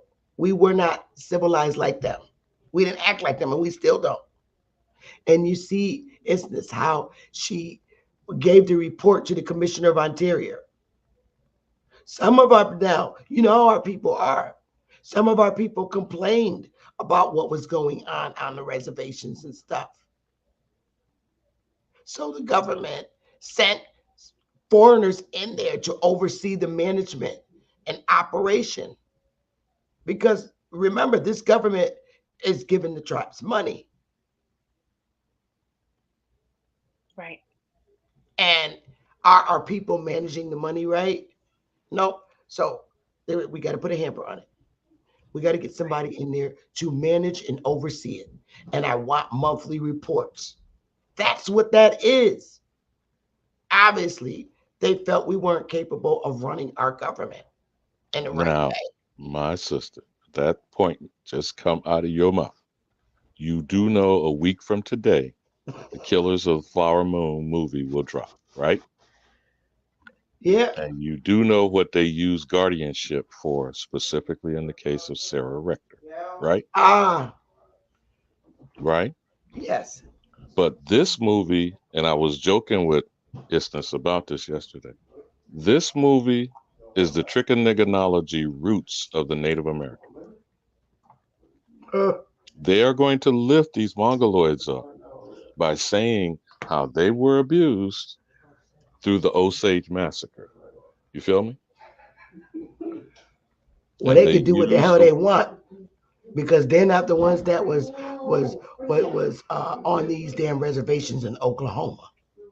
no, this is in Oklahoma, and that's why I would love for you to do a bill on the Osage Nation because the movie's going to drop next week with Robert De Niro and Leonardo DiCaprio, Well, they could and drop they're it all they want. going to show how they put them over these women through either marriage, like the adoption phrase you used, Yep. about being remote blood, or by adoption, which is typically marrying the woman and using her to get control of the land. And that's where the oil rush came. You feel me? Oh well, that's Osage. That has No, that's nothing the to do. Osage Nation. Now, Sarah Right, the Rector is a Osage different Nation. story. Yeah, Right. there's a different. But see, the massacre was the over 60 mysterious bodies that all of a sudden start dropping. Mm. You feel me? After the squatulating crackers got there and they did purposeful oil. This is again, remember, this is preceding statehood for Oklahoma.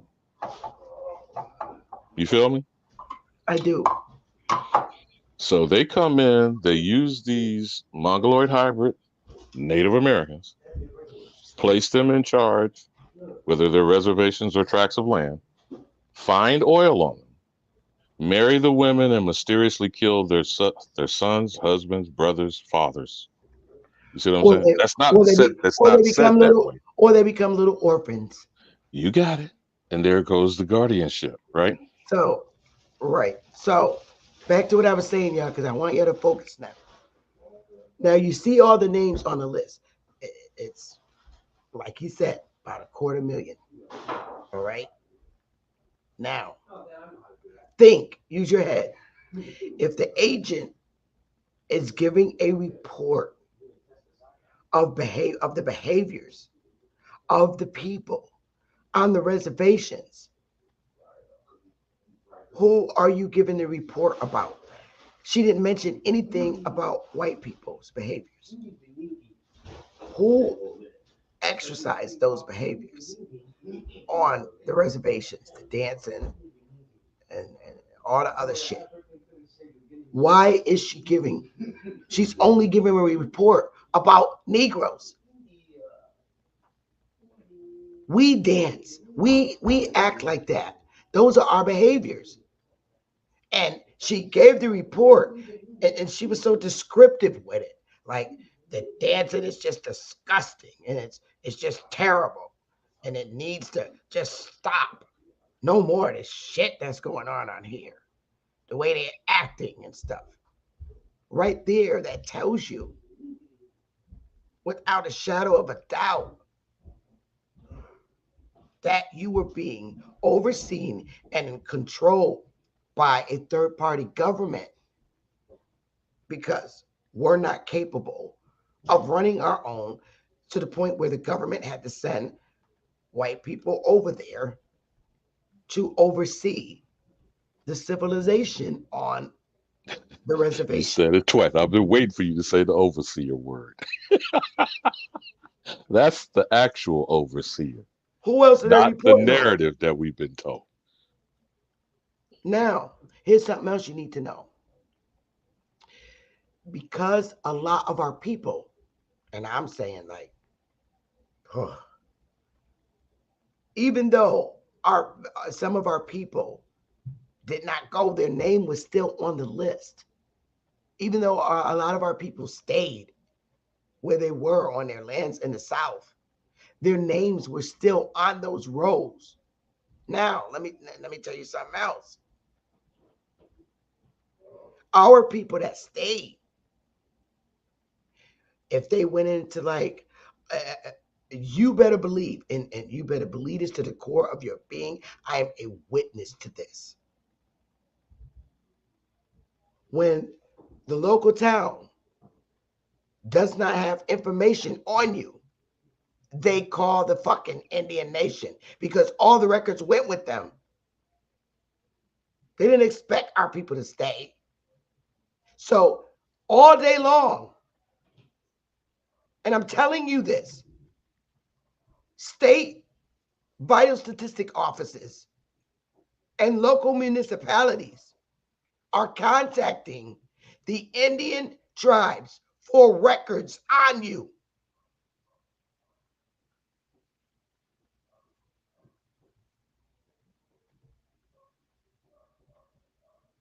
Now, listen to this shit.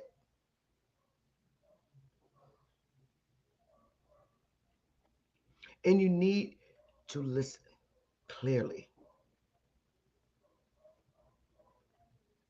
Even though you weren't unnaturalized citizens, you were because you were still part of that reservation. So whether you stayed in South Carolina in your beautiful farm home and you didn't sign any papers to become a citizen, which we did not have to do, the control as to whether you're going to be a citizen lied in the hands of the tribal nation that you were under. So you were automatically a citizen because they gave the approval for its citizens to be citizens in the United States.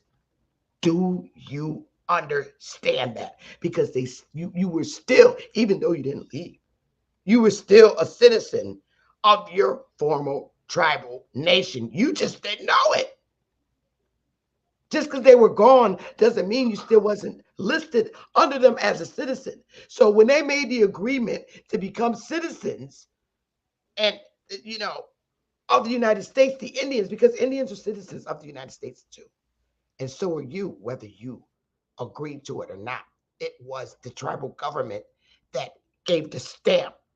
So you are a citizen, whether you're on the reservation or off. So how far are you suggesting this as extended family? Alabama, from the date that they left, they had power over us. Just because we didn't go with them didn't mean that we wasn't part of that government, because the early census sheet that when the enumerators came around, they had to, as a head of household, a mom or pop, if your kid stayed in South Carolina and didn't go to Oklahoma, or Georgia and didn't go to Oklahoma, or whatever, And particularly if they were grown children, per se. even if You reported the households. Correct, you still had to count them in the beginning when they first started taking the census for the Indians. The commissioner, and I got the instructions, the commissioner said to the enumerators that you must list the Indians on the reservation and off. So when they went to each home, Ali Buma stayed in Georgia. He never came. I'm your mama. I got to list all my kids so that they could be counted on the reservation. Even though they're in Georgia, you still got listed. They were still had control over you. Give me a 1 if you understand that. This is the part where I want you to open your eyes and wake up.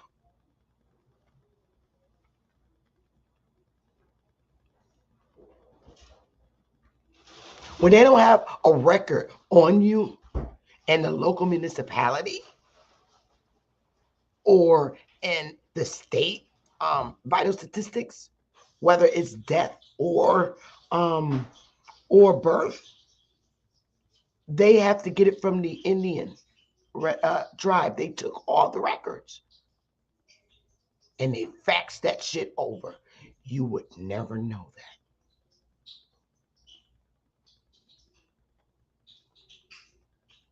The Indians contracted with the state to take care of their death certificates.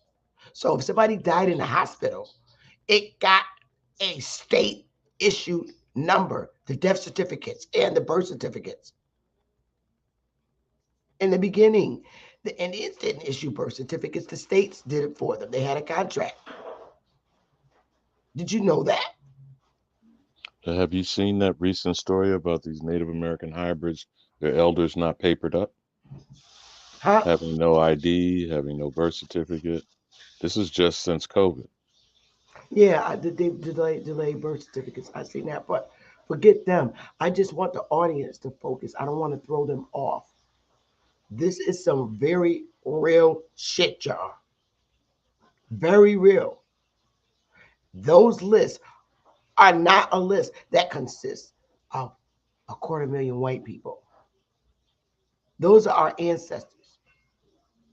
And a lot of people have lied, come over here from foreign countries and lied and said that this is their grandma. They're living under your fucking ID and they know this.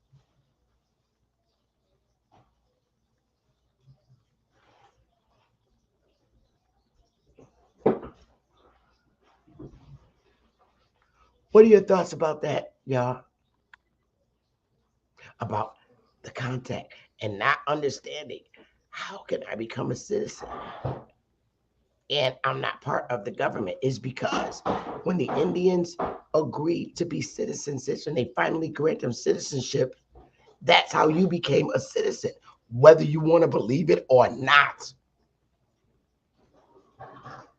Let me, but with the timeline thing, because see, this is where the confusion came from that conversation with the other young brother. And again, I wasn't trying to attack him, though. He probably took my tone and my approach because Oh, I'm he was sick, in the sick chat and tired. earlier.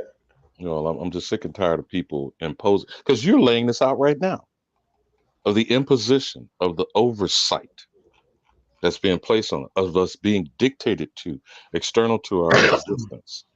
Yeah. Now, from 1868 to 1871, you have the end of the Civil War.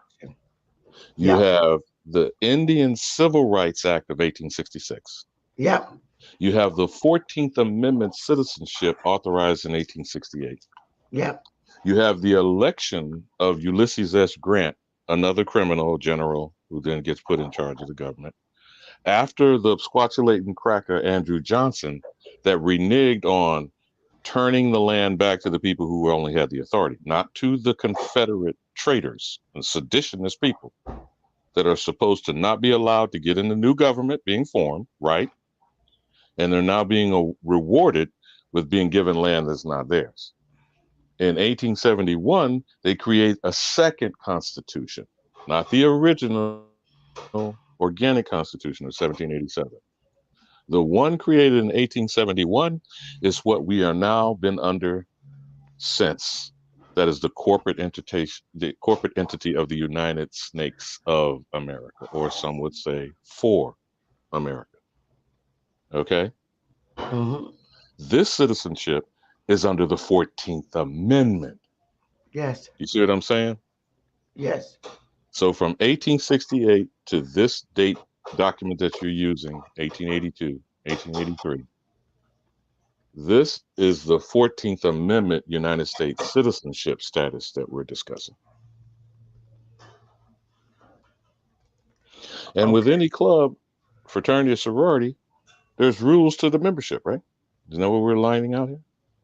Well, yeah. Um, Oh, go ahead. Go ahead, Isness. I'll get back into it. okay. I do want to clarify because I looked up who this Mr. Teller is. And so, because, Alabama was like, well, who is this? And, so I found this article, and it says that at the time it was recognized that assimilation and Christianization faced obstacles in traditional, religious, and cultural practices such as ritual dances and medicine men or traditional spiritual leaders and healers. In 1883, Secretary of Interior Henry M. Teller sent a letter to the Commissioner of Indian Affairs, Hiram Price. So the Secretary of Interior sent this letter to Hiram Price, and in it he described, which we know, traditional Indian dance as heathenistic. Okay, and as I go down further, it says, in response, Price promulgated a set of rules that became known as the Code of Indian Offenses.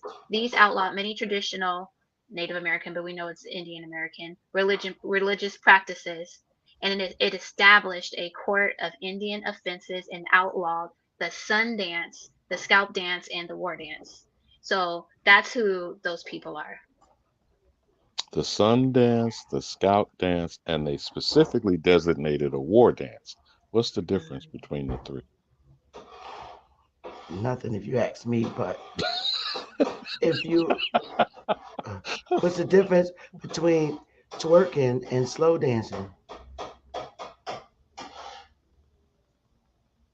And just to finish this off, this is really interesting.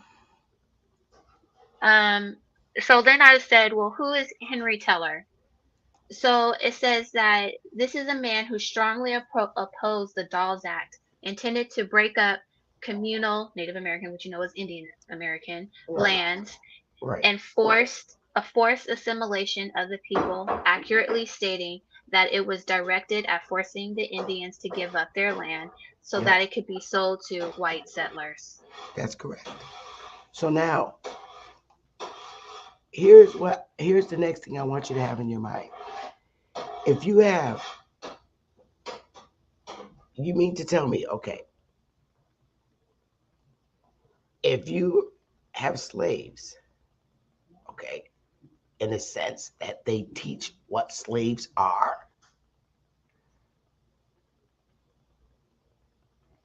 are you telling me that you have no control over the slaves? Because you're giving a report on how the slaves are acting. These so-called slaves are acting. Right. And you can't control them. There needs to be some control. So the government sent someone in that has to give monthly reports on the behaviors of these so-called slaves, aka freedmen, who are really the Indians. You can't control the Indians. They're wild, they acting crazy, they dancing, they doing this little scary ass war dance, and it's scary and all this shit. They needed somebody in there to come and tame the niggas down, tame them down, give them jobs on their land, aka slave, because that's what slave is, work. Get them civilized. No more of this dancing and acting stupid in the community. You're not. Yeah. These are not slaves in the sense that what they're talking, they're only slave because they're working. They're working.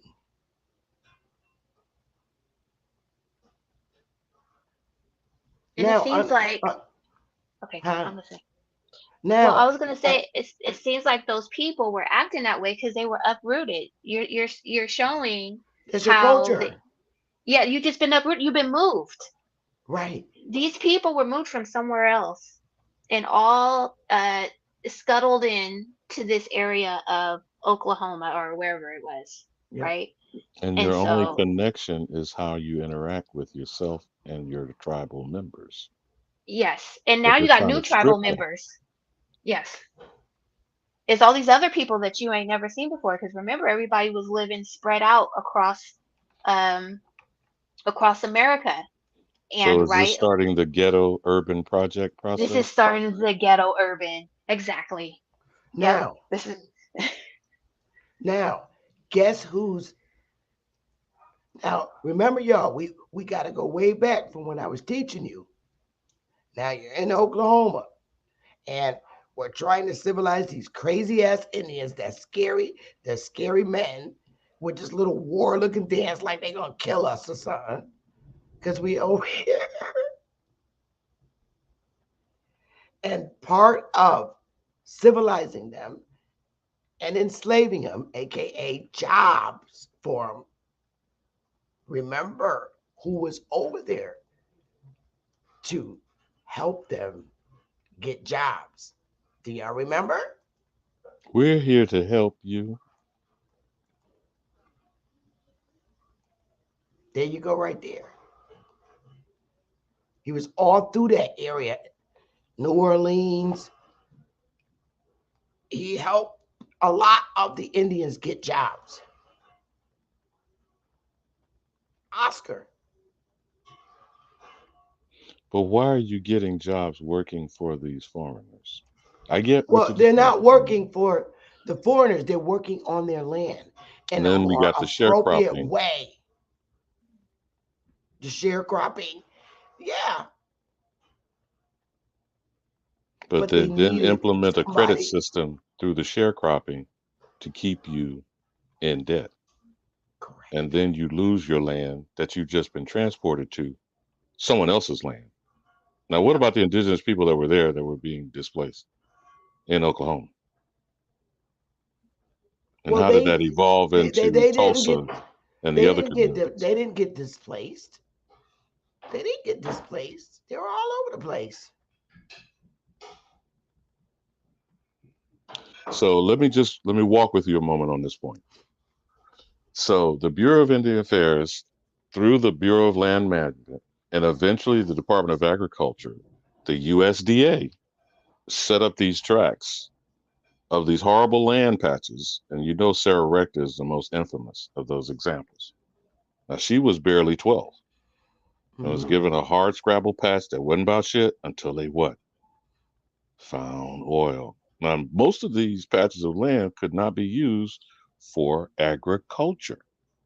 So then what were these people doing jobs with land that couldn't be useful? What type of jobs they would get then? I don't Washerwomen? Yeah, Cooks, what you see on maids? the census. Yeah, what you see on the census. Yeah, okay.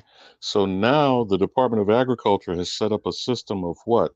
To authorize and approve who's doing what agriculture. Yeah. Without any tools is where the credit comes in, right? The credit is extending you the tools and the abilities or the rakes, the hoes, or whatever. But wait a minute. The seeds to plant. No. We already had tools and stuff. No, I don't think you're listening to what I'm saying, Queen Mother. I'm talking about process now. Now that you've been physically displaced, like she said, to some other place, okay, yeah, that you don't know what the land is. That's just like saying we were convinced that Africans came over here and farmed this shit from another land. You feel me? Yeah. Okay, so now you done moved cross country to a land that you're not familiar with, much of which was bad land, depending on who got what tracts. Those that were fertile land, the very few that were allowed to be getting fertile land, they don't have the infrastructure. You see what I'm saying? That's where the credit comes in and the sharecropping policy. You see what I'm getting at now? Yep. And where do they go? Where does it go from there? Because remember, the USDA and Department of Agriculture and the Bureau of Land Management are all in the mix on this. Yep. These are all of squatulating cracker overseers. You see what I'm saying? Yep. So, my question to you, Jabari,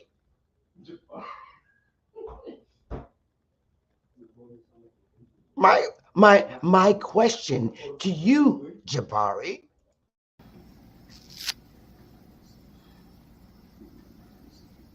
why would they need to bring Africans over here to till the soil when you already have millions of Indians here that's already doing it? Why would they bring more? Need to drop a bomb. Poof. There you go. Why, Jabari? Show me the slave ship.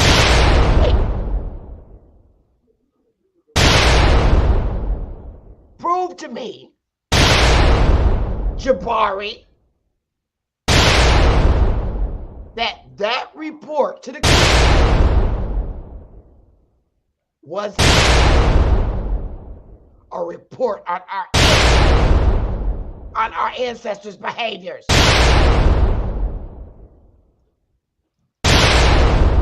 Don't you dare lie.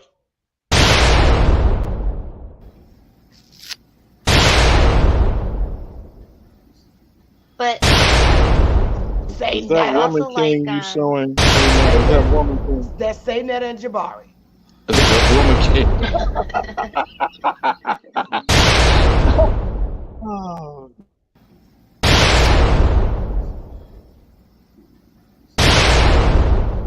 You have been debunked, Jubawee.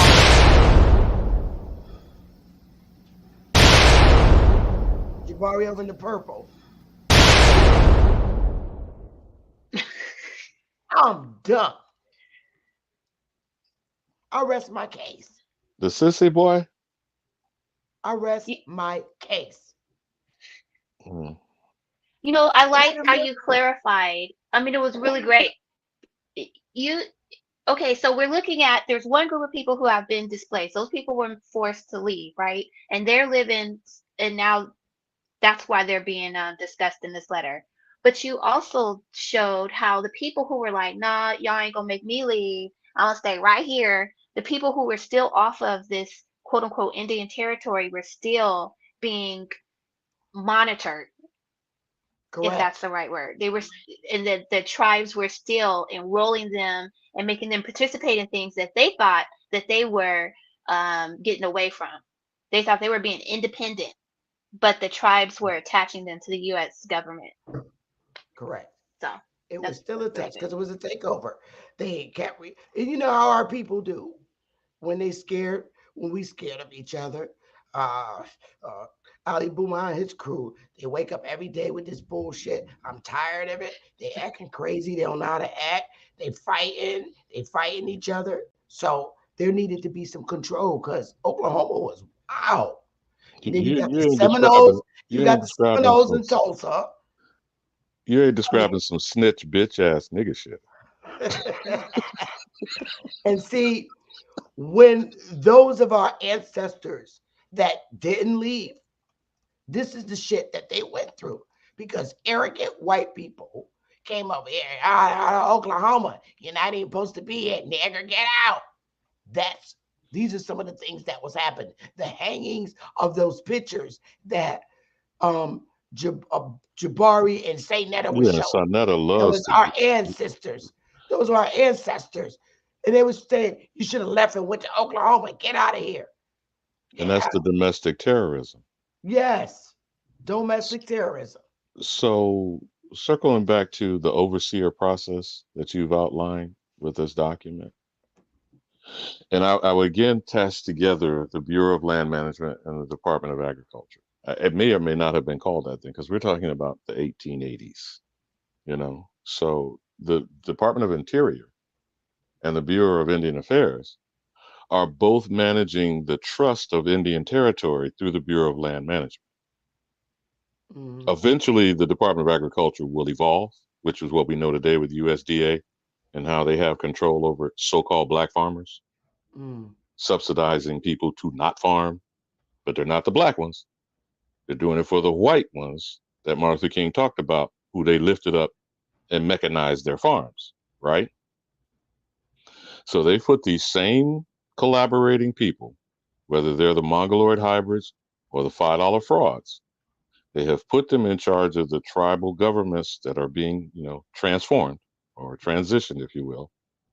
And then the supposed melanated Negro Indian is being put into sharecropper-like statuses or some form of wage slavery. That's what the government decided that they would do with the Indians. They said that they would let them be farmers. And that's all you seen was farmers throughout the South. Including the ones that didn't go to Oklahoma. They became the farmers. So where would you and that's written down. They said that they would Let them just become the farmers of the soil. And that's all you seen. Our ancestors were farmers across these damn here states. And you're talking about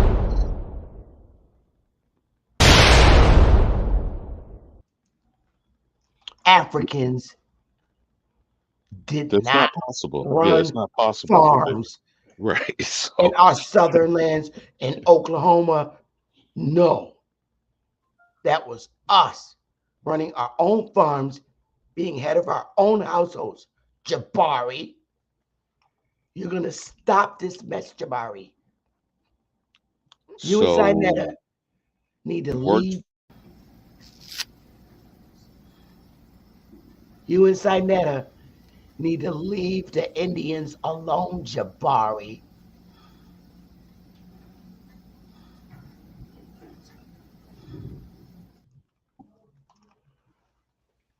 I mean, don't you think that's, I so mean, a little rude to come somewhere and tell those people that they're not what they say they are?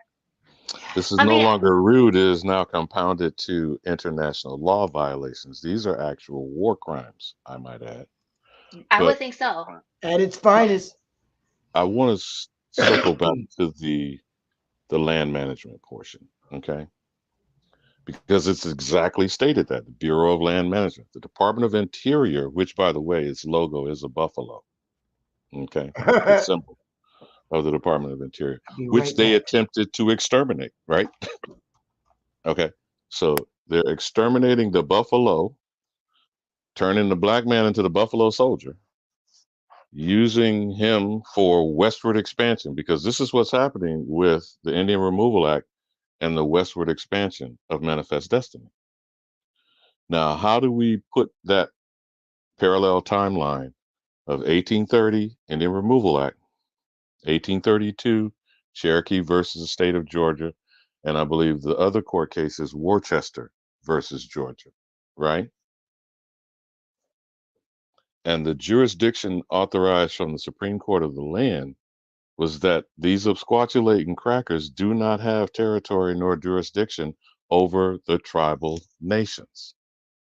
And what was the response from Andrew Jackson, the president, from 1828 through re-election of 1832? Because he strong-armed the Congress to get the Indian Removal Act, passed in 1830, went about as a land speculator, which by definition is a criminal, because the term speculation, even at that time, was referred to as gambling or nefarious, unscrupulous business practices. So here, the president of the United States of America was an unscrupulous land speculator, violating constitutional law, ruling that you could not have or dictate authority over tribal nations. And in 2023, what is the UNDRIP and the ADRIP stating as confirmation today? That the imposition of these policies, these unconstitutional acts, this continuous displacement of people off their land, them now taking your name and re-identifying you as freedmen, slaves, Africans, Negro, colored, and black, and causing a state of chaos and confusion for you to this very day to not know that you're the actual descendants of this land. You're the only heirs, you're the only inheritors, and God knows you all know by now when I mean American, when I say American. There is only one. Everybody else is using American status to steal your identity, to displace you off your land, to put you in servitude, a la sharecropping, employment, wage slavery, to then extract wealth off of you and the land that is yours, that should be under your authority, and keep you in perpetual servitude. Does that sound like the doctrine of discovery? Chapter and verse? Yep. And I want to beat my drum right now. It's still happening. It's happening right now. We are being shuffled around and dictated, and land being stolen. Is happening right now.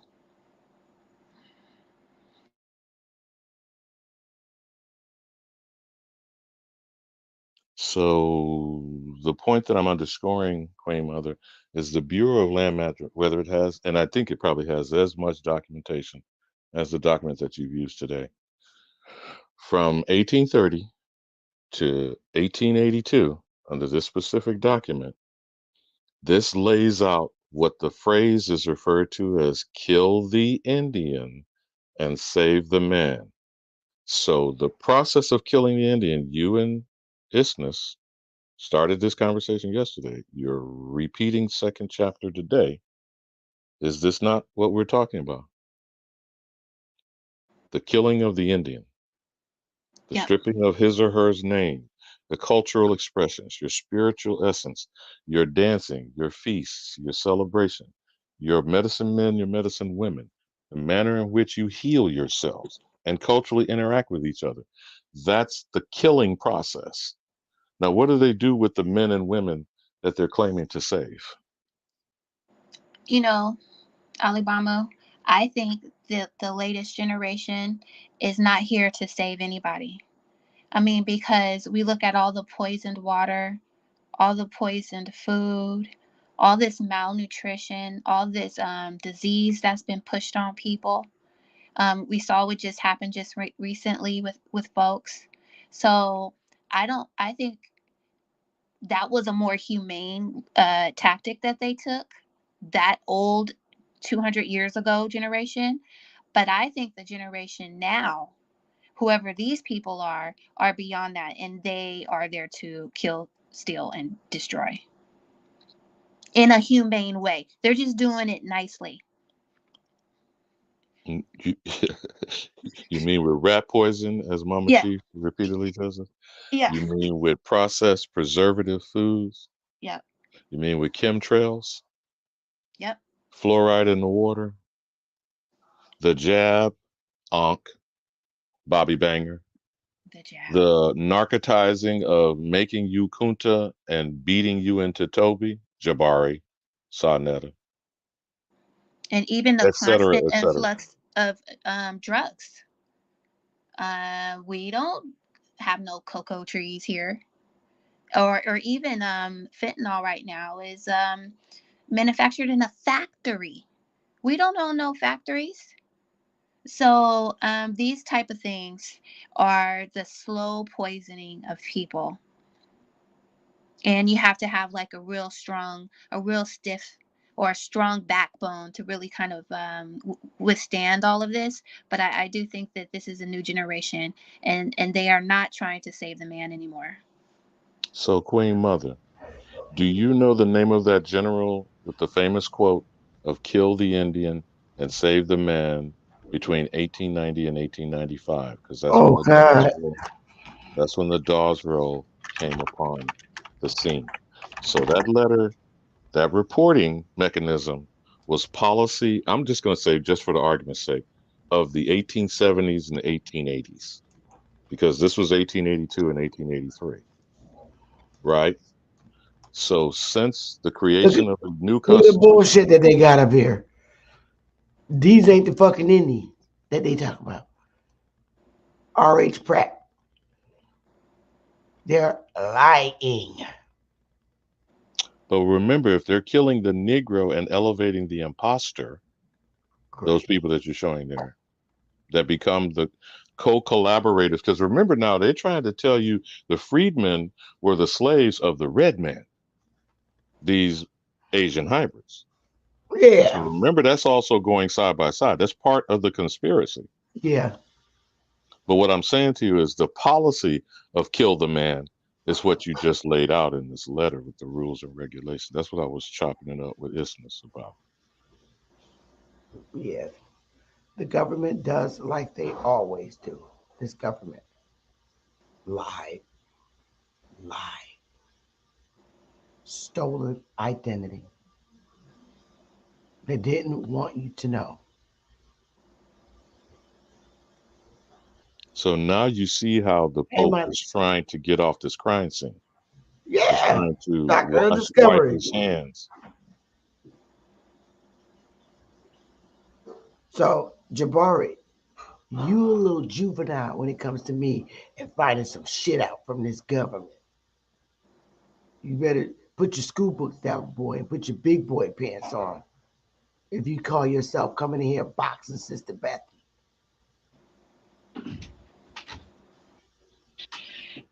And what is that scholarship anyway? Well, that's what What he calls it, scholarship is that? scholarship. Hmm? I don't know what scholarship he calls it, what that he's doing, but he's reading all his colleagues' books. That's not where you're gonna find the Indian at, bro. Ever. You and Jabari need to stop saying that. You're not gonna win. You're not gonna win. And all I did today was the basics. The basics. The basics. I'm And not by the giving them way, all my this, ammunition. I'm not giving them all my ammunition, Alabama. oh, you don't have to. You don't have, I'm just saying, dealing with this one document. Okay. Remember, we keep having focus on Oklahoma. Until its statehood was authorized in 1907, Missouri was Indian Territory. Arkansas was Indian Territory. Yeah. Nebraska, Kansas, Montana, Utah. all of these places were Indian Territory. So we're talking about before the turn of 1900, the vast majority of land on both sides of the Mississippi was Indian Territory.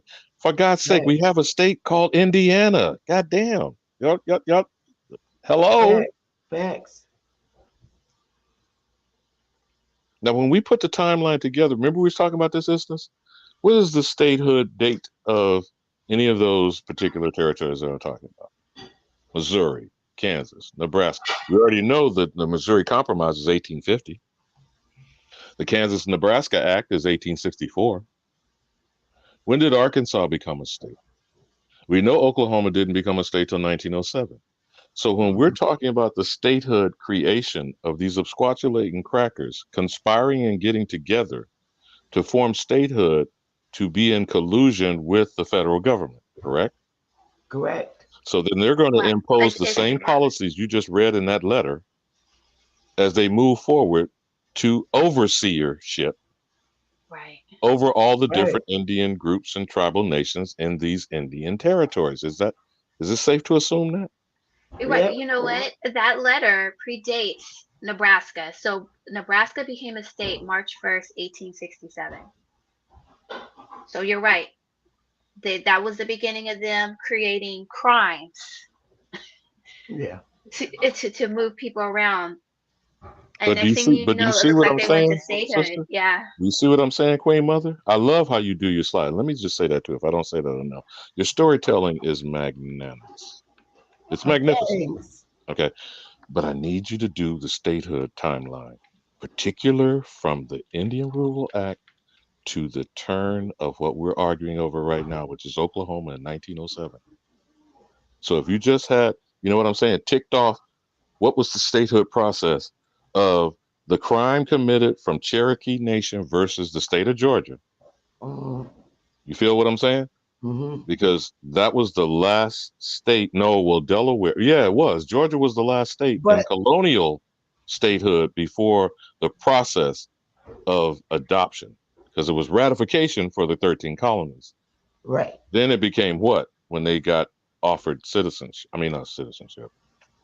Freudian slip. Statehood.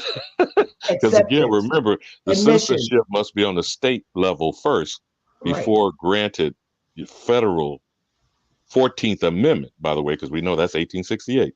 So there wasn't 14th Amendment citizenship until 1868. So from Right. 1830 to 1868, it's Mm-hmm. 38 years. What type of citizenship existed? None. Only statehood once statehood was established. You feel what I'm saying? I'm trying to Right. tie all this together. We're connecting the Right. dots. Right. The Right. naturalization process of 1790 required you to be a resident for what? A minimum of 1 or 2 years in the state that became ratified in the first 13 colonies. You feel what I'm saying? Mm-hmm. So how could you have citizenship before statehood in the other Uh, states after the first 13? Right. Right. Oh, go ahead, Isness. I'm sorry. no, I was laughing, but Another state, Arkansas, came into play at 1836. But don't forget that they redid it over. They redid the Constitution over, and therefore all the states had to reapply to be a state.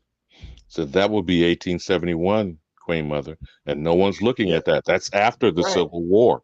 Yeah, they had to all reapply, and they had to, in order to become an official state, they had to make sure they had a constitution, 3 branches of government, and local municipality militias in each state. Once they were able to prove that they had that, they then became a state. They had to do it all over, and they had to add certain things in their constitution. Now, let's stay with that point right there, Kramer. Then how are they citizens until they readmitted an official state status They for weren't. residency, a minimum of a year or 2 years? So from 1871, I know you know where I'm going with this, Queen Mother.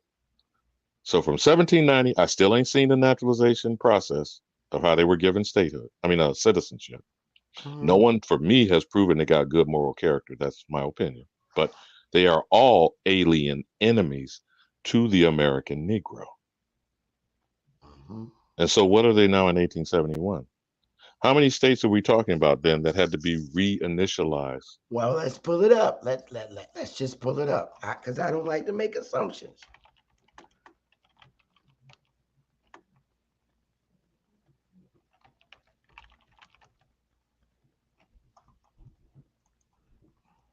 Okay, here it is. You know, right here.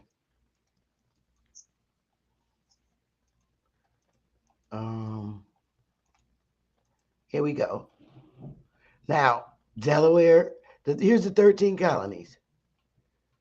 Well, if you notice right here where it says ratified, the reason why it had to be ratified is because they didn't own all the land.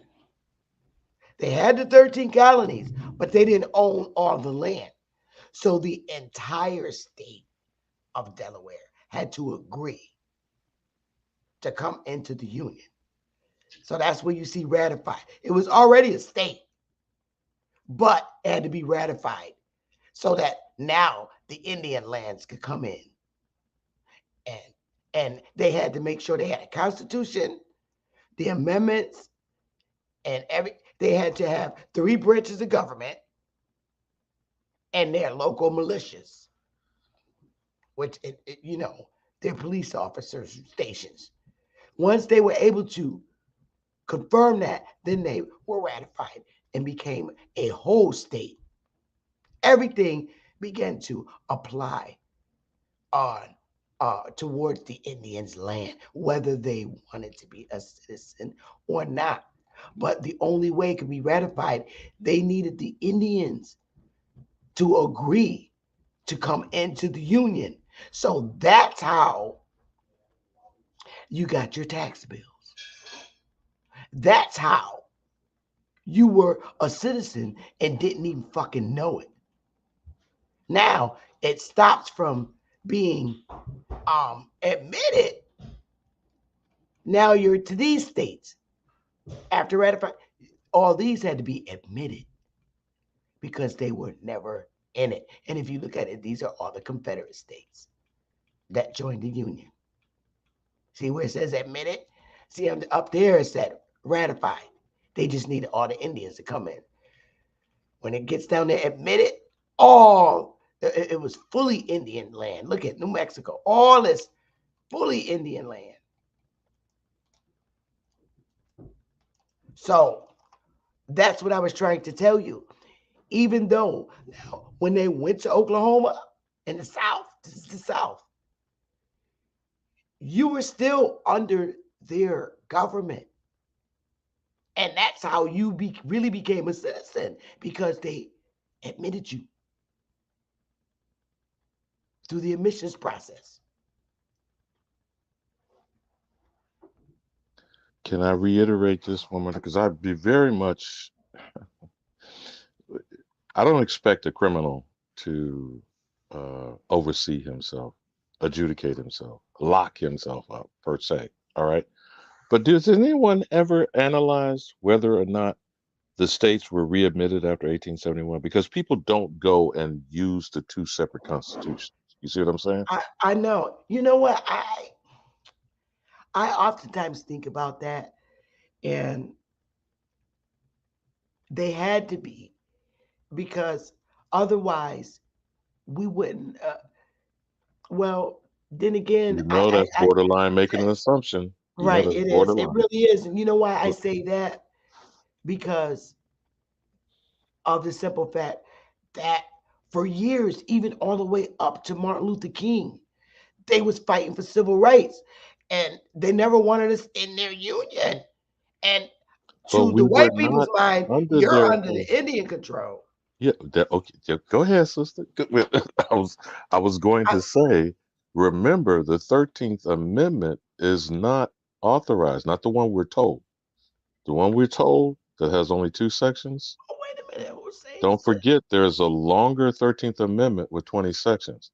There is an original 13th Amendment before it that outlawed that's a new nobility, one? because anyone with a title of nobility were not allowed to hold public office in this criminal enterprise. Now today, almost Right. 90% of the elected officials are lawyers, esquires, You're talking etc. about in the Confederate states that they couldn't be. No, I'm talking about in general, the amendment to the Constitution.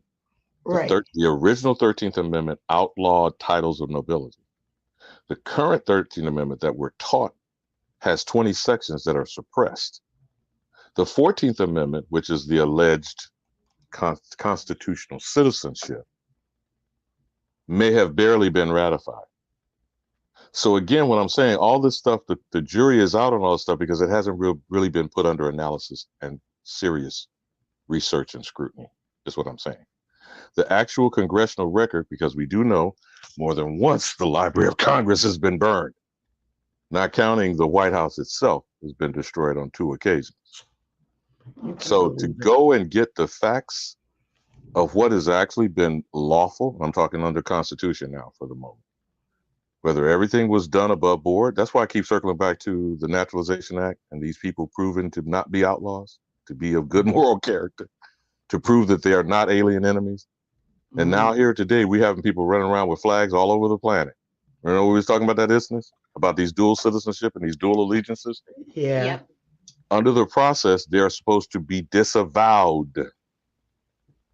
So you can't be running around here waving a flag of a foreign land, claiming that they're not Americans, but they're claiming that you're a United States citizen, because that is the act of an enemy. Yeah. You follow me, Quayma? That's why I keep asking, does anyone look at the law of the Naturalization Act? It states very clearly, you must have good moral character and you must prove yourself to not be an alien.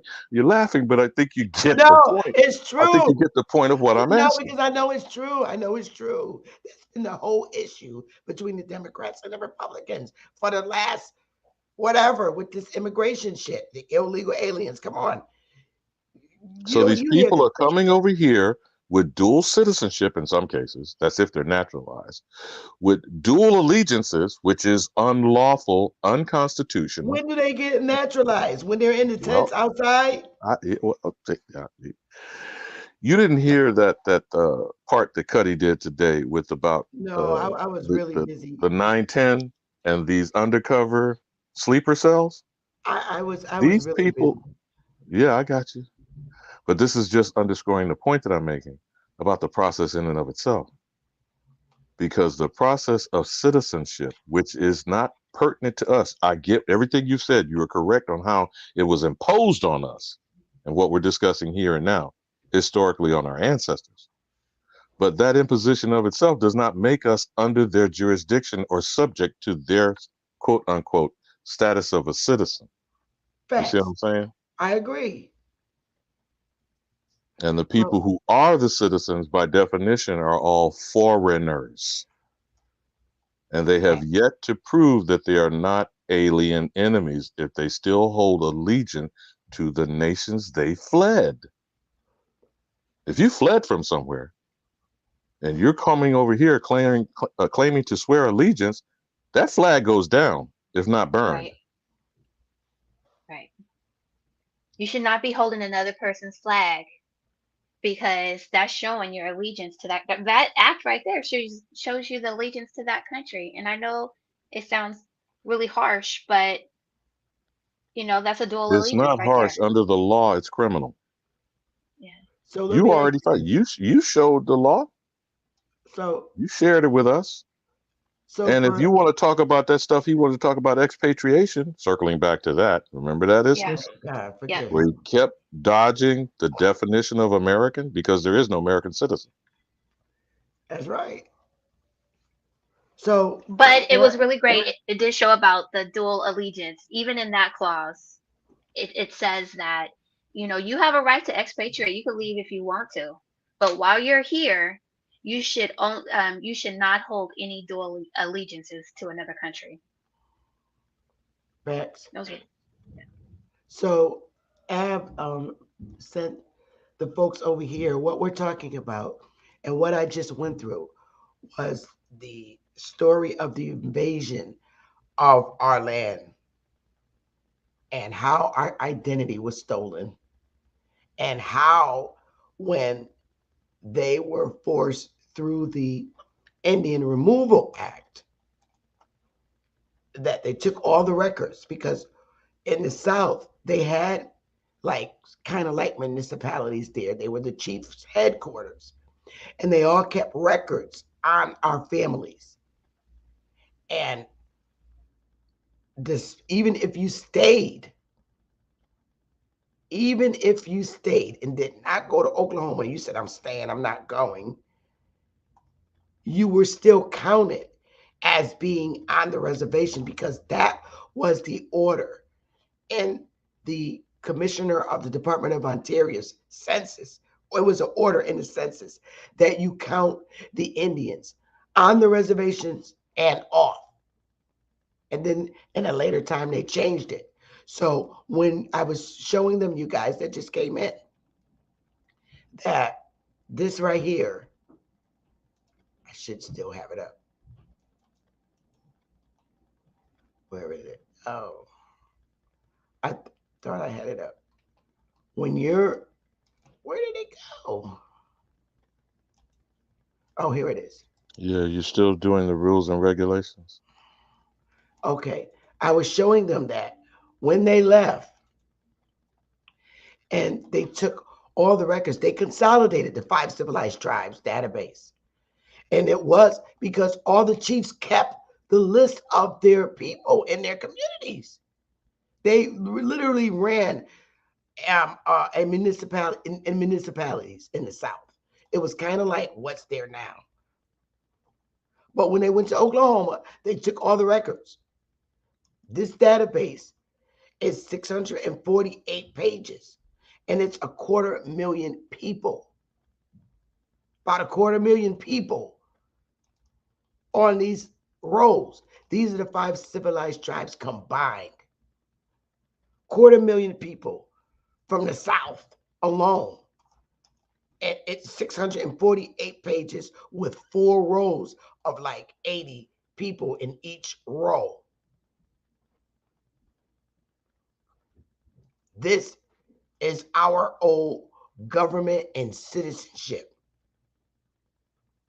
And what happened on the reservation, when we got there, this government felt we didn't know how to run it, and they sent people over to oversee the management of our lands.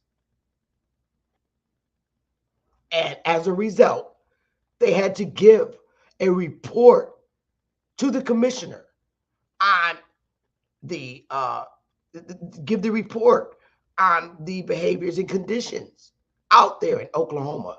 And isness, I'm so hoarse. If you could read this report, and I want you, everybody in the audience, to listen to what she is reporting on what was going on the reservations. I might ask you to stop in the middle of reading some of this. Isn't this my voice is so hoarse? If you could start from the top. They were Okay. going to govern rules on how we should be living on our land. Listen, y'all. Okay. So the rules governing the Court of Indian Offenses. Department of Interior, Office of Indian Affairs, Washington, March 30th, 1883. Your special attention is directed to the following copy of Department Letter VIZ. Department of the Interior, Washington, December 2nd, 1882. Okay, so it starts, Sir, I desire to call your attention to what I regard as a great hindrance to the civilization of the Indians, VIZ. The continuance of the old heathenistic dances such as the sun dance, scalp dance, and C, which I think is the war dance. These dances or feasts, as they are sometimes called, ought, in my judgment, to be discontinued, and if the Indians, now supported by the government, are not willing to discontinue them, the agents should be instructed to compel such discontinuance. Hold right there. Now, they're describing the way we dance, old heathenist dances. What else did they say about us? That They said that we were under the government hindrance. support too. Yeah. That we of the old heathenist dances, such as the sun dance, scalp dance, these dances or feasts, as they are sometimes called, are, in my judgment, to be discontinued. Like we need to stop. They don't like how we have fun and how we dance and enjoy ourselves in our community like we do today. In her Like judgment. In her like judgment. like fish fries and cookouts and you know. Yeah. Go ahead, But sis. again, remember, she reiterated civilizing and in her judgment. And agents should be compelled. Now, how those agents going to stop you from being Right. who you are? So this is them giving a report on how the Indians are acting on the land. Go ahead. These feasts. These feasts or dances are not social gatherings for the amusement of these people, but on the contrary, are intended and calculated to stimulate the warlike passions of the young warriors of the tribe. At They such feasts, they scared warlike passions of the young warriors. Go ahead, sis. at such feasts, the warrior recounts his deeds of daring boast of his humanity in inhumanity, in the destruction of his enemies, and his treatment of the female captives in language that ought shock even a savage ear. Let me The audio. interpret that Okay.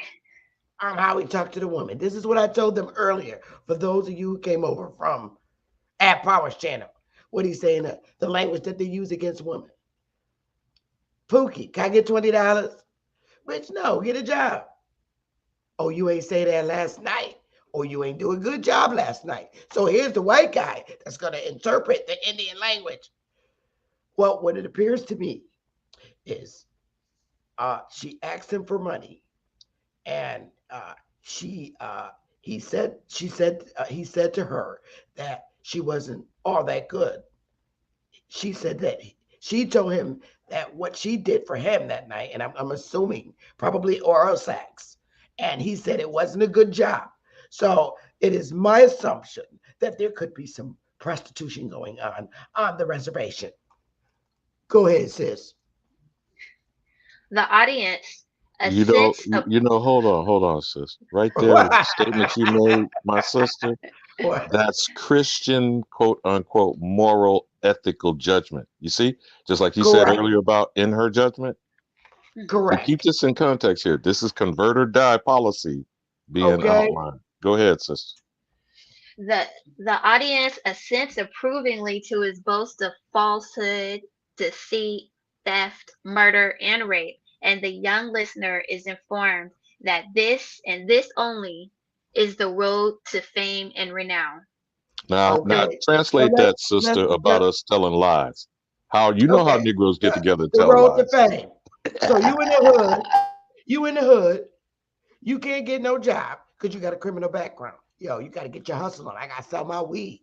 Fuck that. That what they're talking about. That kind of shit. And The hustle. and it's also saying, you know how the older men, which the young guys called OGs, will be Yep. like, little dude, you gotta get your money, you know how they be talking, right? And so Exactly. and the little guy is listening to the OG. He thinks that guy is great because he got, stacks of dollar bills. He got his gold chains. He has a nice car, whatever. He has all these women. That's what that's talking about. The young listener is informed that this and this only is the road to fame and renown. Correct. The was yeah. Like The result they're bad influences on the young. yes. Now in Yes. 1880, what could they be saying is renown, Sister And Pepper? fame. And What could fame. they be saying in 1880s? Because this is 1882. Go ahead, sis. You cooking? Go ahead. The The result. The result is the demoralization of the young, who are incited to emulate the wicked conduct of their elders, without a thought that in so doing this violates any law. But on the contrary, with the conviction that in so doing they are securing for themselves an enduring and deserved fame among their people. Active measures should be taken to discourage all feasts and dances of the character I have mentioned. What would So those active now they're measures saying, be? oh, no more goddamn block parties. But So what would now Yeah, those active measures be? they're You're gonna tell taking you. active measures. What teach them how to active shout. measures? Teach them how to shout and tap on the tambourine. No, they said they're gonna put you in jail. Oh And if you yeah. do this, you're gonna have to do a year hard labor or 3 months hard labor, which is slavery. Now, you do know Yeah. that's called convict leasing that came right after the Civil War, Queen Mother. You do know that, right? Right. Convict So leasing, and you know what the number one crime of convict leasing that got them incarcerated? Vagrancy. This is so now here, 1867. If you here's didn't my know, question. it was started in the Lone Star State in Texas. So here's my question. That report that she gave to the commissioner of Ontario about the behaviors uh, going on the reservations in Oklahoma. Do you think that report was about these people or them? Don't even play with me because number one, they ain't talking about white people because white people can't dance. They ain't But talking remember, about. by They're definition, the not white talking people. about. They're not talking about these people. They damn sure ain't talking about these people. So my thing is, you're writing now. This is why I say it's not they were enslaved, the freedmen. They're talking about the freedmen, by the way. Okay, because now the government that took over or managing how shit's gonna run and in the areas. So they put white people over there to manage on how working's gonna be, farming's gonna be over what we call freedmen. They're only freedmen. Why are they freedmen? They were managing. They took over managing. The government sent these white people over here to manage these fucking tribes, our tribes in Oklahoma. Now, my question to you, Mr. Jabari, how dare you? How are you going to come back from that, Jabari? It's kind of weird because who else are they talking about on the reservation that's doing this dancing and acting wild, like they say, and calling the women bitches and whatever, how we do? Who's doing that? It's not white people doing that.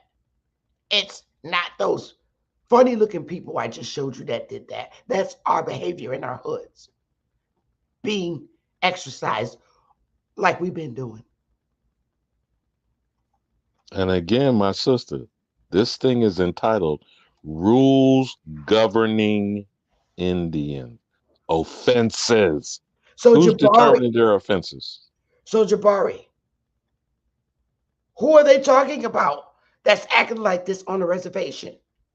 I don't The see African freedmen, in that the document. freedmen. So you mean to tell me they don't have control over the Africans? You're saying Africans were exercising this behavior, or the Indians? But the Pick a choice, document bro. says, the document does not say African whatsoever in that document. Correct. Tax. Because that's all that was on. There was Negroes. And so I say to you, are you saying, Jabari, Mr. Jabari, and Sinetta,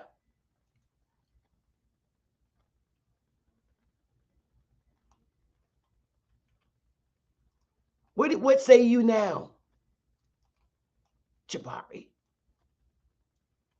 Who are they talking about, Jabari, that's acting like this? And why would they even bother to go and get Africans from Africa when you got 250,000 Indians in the South? And all the Indians didn't go to Oklahoma.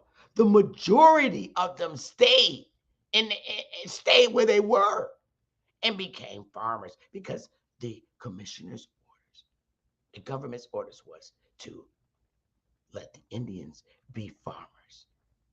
And all you see in the South predominantly are Negro farmers. I'm tired of you and Jabari. My people are not hiding anymore.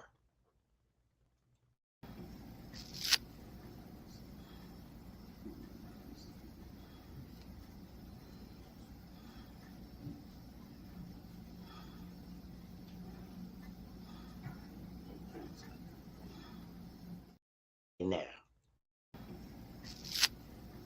Saynetta and Jabari, right there. Look at them. They can go back to Africa. Look at Jabari in the purple.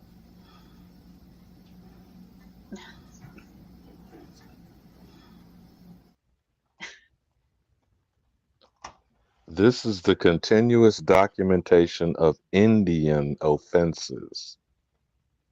Indian offenses.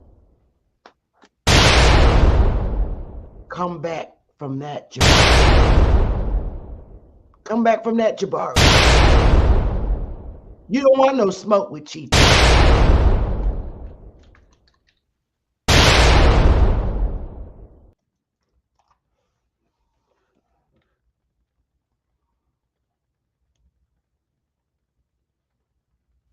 So where we were in our chopping up earlier was that this is the record of kill the Indian and save the man. So how were they imposing this policy? Go ahead, sis. I just want to say to Alibaba, I don't listen to that. I just it was explaining what a war dance could be. It's just dancing to hardcore rap music. What they did in those days. But that's an example of modern day of a war dance. Yep. Y'all sitting. Okay. That's it. And you see how they run on stage. You see how they run on stage in their concerts. They don't nothing but their what do they call it? Entourage or gang or whatever you want to call it. What are you calling them? That's running around there whooping and war whooping. Oh yeah. Oh, I'm sorry, that's the Mongoloid hybrid. When I ever seen this picture, because Ulysses Grant, he is a black man, correct? Mulatto, correct? Will you say? What Well, say you? they're starting to say that a lot of these European, Negropean, absquatulating, melanated people were sent here first, right? So these pale skinned people didn't get here till after 1900. Now look at this. Why they do that? No, they did not. That's supposed to be Ulysses Grant and shaking the hand of an Indian. Look how dark they made the Indian. Why they do that? And Why? remember, this would be after the Civil War and him becoming president. In 1871, creating the next version of the Constitution.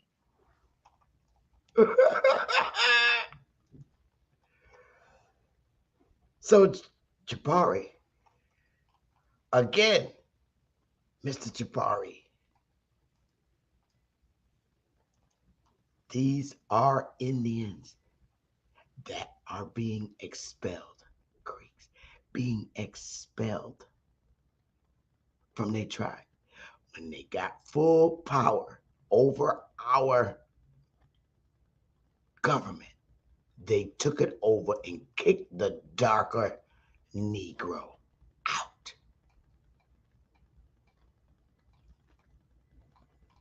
They kicked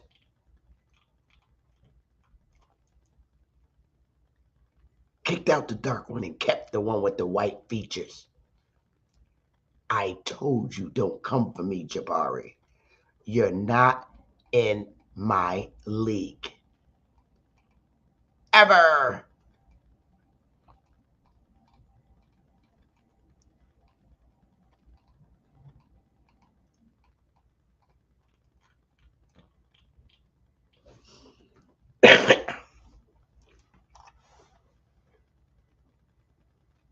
You want to take it there, Jabari?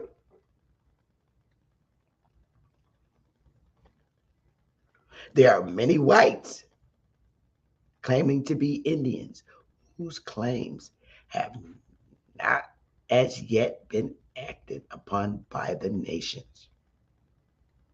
Negroes are frequently met who speak nothing but Indian languages and are Indians by tribal law and custom.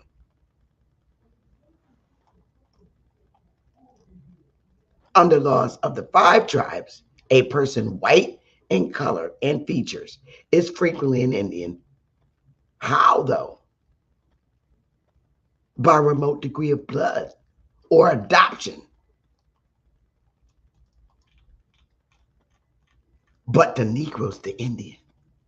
And you better believe those white people with white in features, a lot of them got their little Negro features in them. Don't play with me, Jabari. She could pass the paperback test, but she got to go one more generation so she could look more white to claim my ancestor.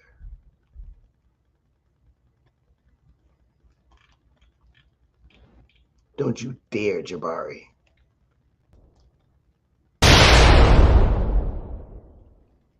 Don't dare. You don't want no smoke.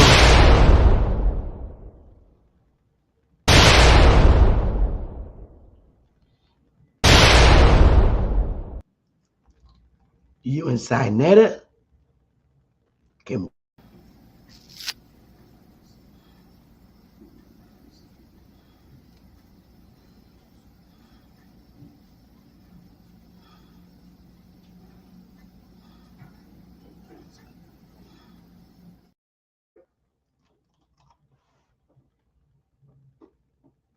Now, when I go lay down, I'm sure I'll probably scroll through Sinetta's channel and probably Jabari be talking about me again. He can't keep my name out his mouth.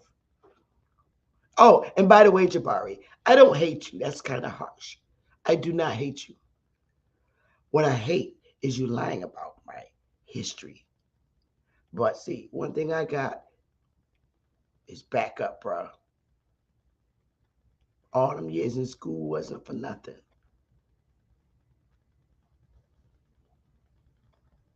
But they keep thinking they're slick by trying to project on us that we're self-hating Africans.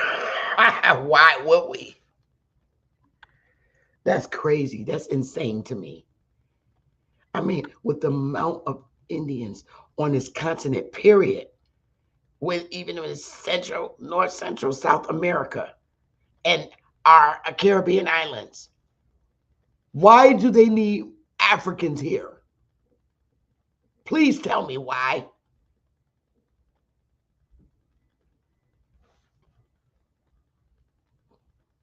And they So continue to you're telling me, overlook the Jabari, evidence. Are you telling me that based on that report that she wrote to the Commissioner of Ontario, are you saying, government, we can't control these Africans on the land? They're wild. Nah, money grip. But they never said They want on you. African. They never once said No, I know African. that. But I'm saying he's saying that the freedmen are African. Although Yeah. we know the documents don't say that. We know that. We know we're Indian. But I'm saying it makes no sense when you got 250,000 Indians supposedly in Oklahoma. What the hell you need a few? Why do you need 1,000 Africans? You're not making any sense anymore, Jabari. You, Unc, Sinetta, it's all about the money bag for y'all. Wait till all y'all niggas really start finding out that y'all Indians with your Shinnecock butt and your Iroquois butt. That's self-hating. Self-hating is changing the birth name that your mama gave you. You need to check yourself at the door, Jabari, because Right. that's not your birth name. My name And is not no Bible name. My name is Be the One. That's my name. My mother named me Be the One. I'm the one, boo boo. That's literally my birth name. Be the One.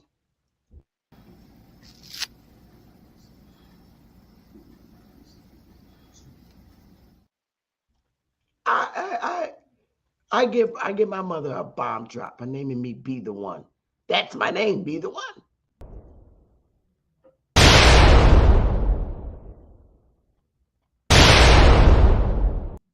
That's some real Indian shit.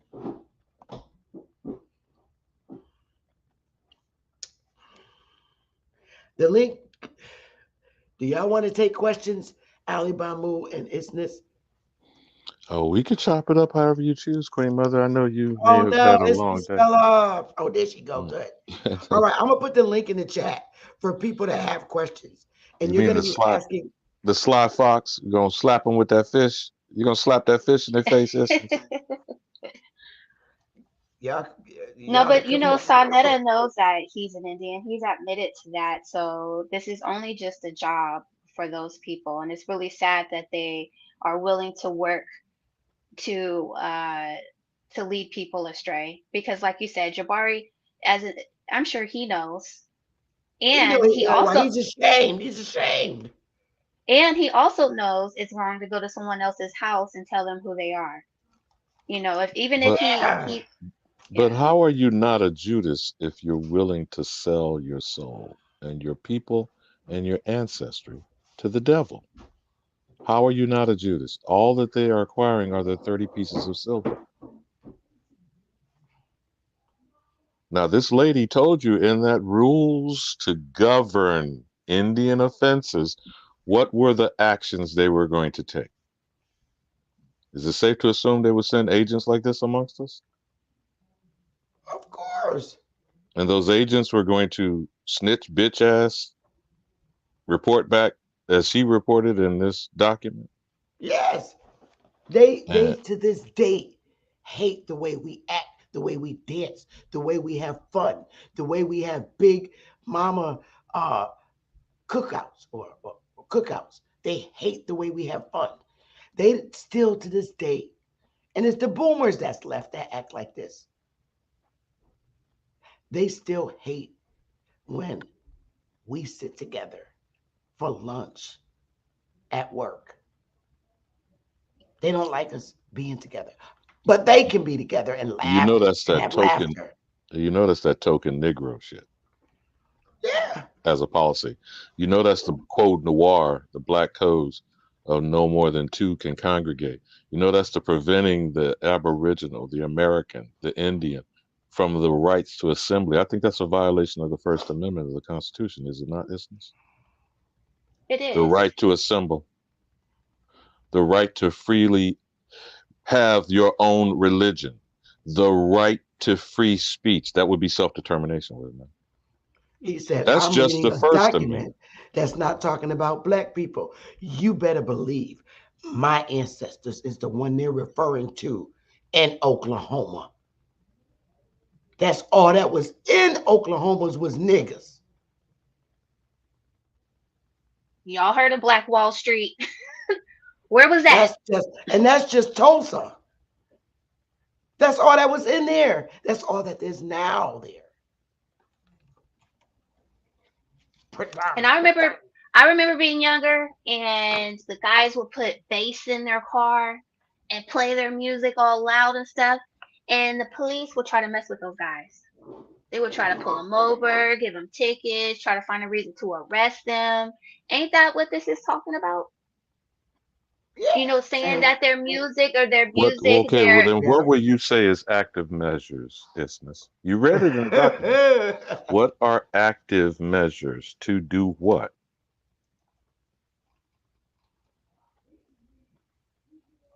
that's the active measure. They because nowadays other groups of people have copied that, and I don't know if they go to jail or they get harassed. Nope. Just as much. Just us. I mean, and the nerve of them to say that on here that they stimulate are intended and the feasts and dances are not social gatherings for the amusement of the people, but on the contrary, are intended and calculated to stimulate the warlike passions of the young warriors of the tribe. And then it's like, what do they say when a group of people are together? A group of us are together. What do they say? Come on. What do they say? They say, "Oh, what y'all doing? And what y'all trying to conspire? What y'all doing? They must be plotting a crime. Loitering. Yep. Vagrancy. You ain't doing nothing good. Let me stay with the last word, truancy, because in that sentence, if you reread it, what would they intend to do with the young people? And take what active measures, Queen Mother? Isness. Because y'all are mothers. So what is the warning this woman is saying? Because this is a woman, right? This was the agent reporting back to Pierce, right? Who's I am Heller at the bottom of the letter? That's a man. They're two men. Okay. So you had pulled them up here. What are their titles? Because people didn't hear that who came over here from Power. What did you pull up the two titles of this intergovernmental communication from this document? It's right here. Let me get it. I got it. There you go.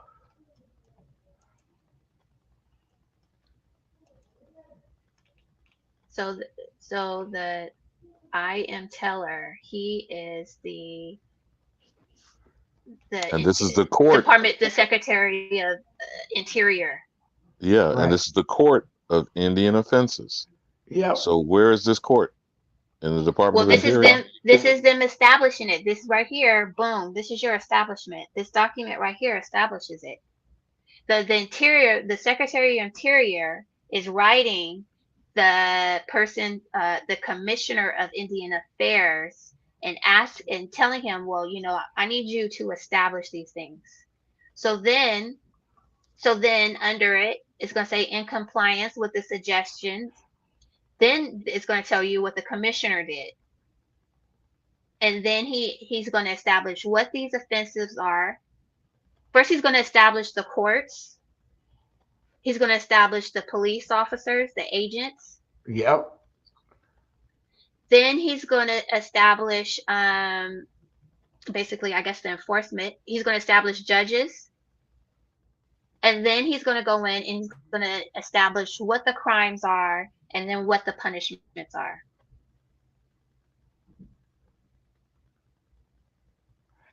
I mean, the nerve of what they say down here. I am not ignorant. Oh, wait a minute. I am not ignorant of the difficulties that will be encountered in this effort. Yet I believe in all the tribes there will be found many Indians who will aid the government in its efforts to abolish rights and customs so injurious to the Indians Now, who's and those so snitch bitch ass contrary. niggas? That's Who your are So those footlight. snitch contrary. That's your bitch ass Jabari. niggas? And then there's a, in compliance with the suggestions contained in the foregoing letter, the following rules are proclamated for the guidance and direction of the several United States Indian agents, and each agent will see to it that the requirements thereof are strictly enforced with the view of having the evil practices mentioned by the Honorable Secretary ultimately abolished. Now, again, these agents, these are the same as like U.S. Marshals who did the original census, right? So what you just heard there was policy and direction given to Bureau of Indian Affairs agents. Would you reread that, my sister? Because that's Huh? very offensive, the very bottom lines that you were just reading. Where they'll be in compliance and tell and enforce They it. were giving direction to agents, just like Oh, they gave the in marshals compliance. directions for the census. Oh, in compliance with the suggestions contained in the foregoing letter, the following rules are promulgated for the guidance and direction of the several United States Indian agents, and each agent will see to it that the requirements thereof are strictly enforced with the view of having the evil practices mentioned by the Honorable Secretary ultimately abolished. But what about the medicine men? Today we call them drug dealers, but Or Dr. Sabi, or herbalists, or right. doulas, or midwives. Go ahead, Again, read that what part are right the here. active measures Um, that they're taking? read that part right there. Your favorite part, isn't this? I highlighted it. I can't see it. Hold on one second. Oh, you want me to make it bigger? Yeah. Can you see it now? I highlighted in blue. Okay. Okay. One second. I'm just gonna pull it up on my screen. This is a hot mess. Talking about our medicine. Okay. So another great hindrance to the civilization of the Indians is the influence of the medicine men, who are always found with the anti-progressive party. The medicine men resort to various artifices and devices to keep the people under their influence, and are especially active in preventing the attendance of the children at the public schools. Stop right Using their there. okay, Hold up. This is in 1883, correct? yeah, And they're saying public schools. That's how you know all the public schools is Indian schools. Okay, Indian boarding schools. You know that. correct. Indian boarding schools. But what are Using they their saying they're going to do? Kill the Indian and save the man. Go on, cook, yeah, sisters. Y'all cook. My stomach growling. using their go ahead, girlfriend. their okay, using their conjurers arts to prevent the people from abandoning their heathenistic rites and customs. While they profess to cure diseases by the ministering of a few simple remedies, still they rely mainly on their art of conjuring. Their Hold on, hold services, on, hold on. Right Country, there was country. herbalism. Herbalism. Reread that sentence. You see, this is white speak. We're having this what? damn coded in white speak. Yep. Okay, I think I was at. While they profess to cure diseases by the administering of a few simple remedies, still they rely mainly on their art of conjuring. Now, what the hell is that, Queen Mother? What do they Conjuring. define as conjuring from their perspective on Well, for civilizing the Indian? well, conjuring mean like I guess calling up an old ancestor or a demon, or that's the way they see it. Like some spook's gonna come up and So that's the heal them. difference between that's the difference Conjuring. between hoodoo and voodoo since we on Freaky Friday the 13th. Right. But notice how they just pass over the herbs and reread that portion. Isthmus, what our remedies are from our big mama. Okay, so I'm going to start at the beginning. It says another great hindrance to the civilization of the Indians is the influence of the medicine men, who are always found with the anti-progressive party.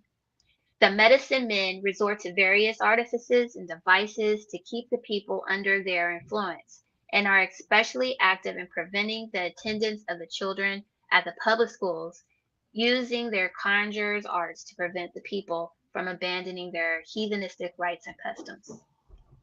While they profess to cure diseases by the administering of a few simple remedies, still they rely mainly on their art of conjuring.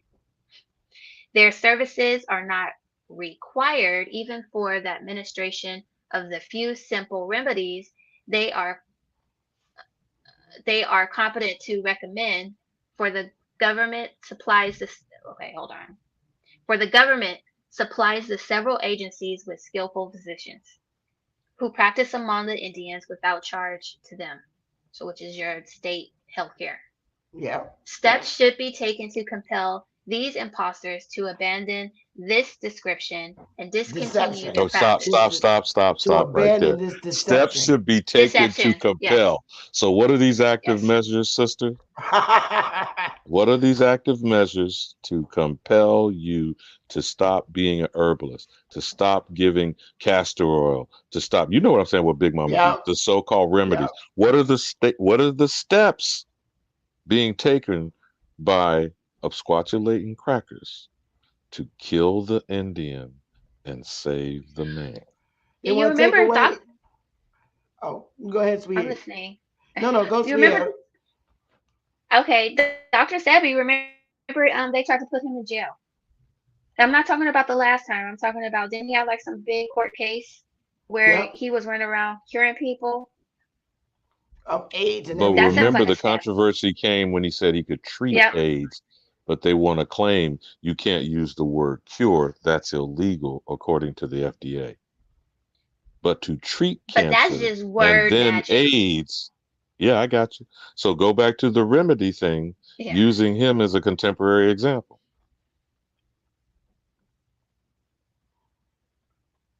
Steps should be taken. He had the to natural compel remedies, these and they want you to imposters. use, yeah. Where? Okay. Steps should be Where do taken. you guys want me to read? You didn't finish it out. Okay. Steps should be taken to compel these. Steps should be taken to compel these impostors to abandon this deception and discontinue their practice, which are not only without benefit to the Indians, but positively injurious to them.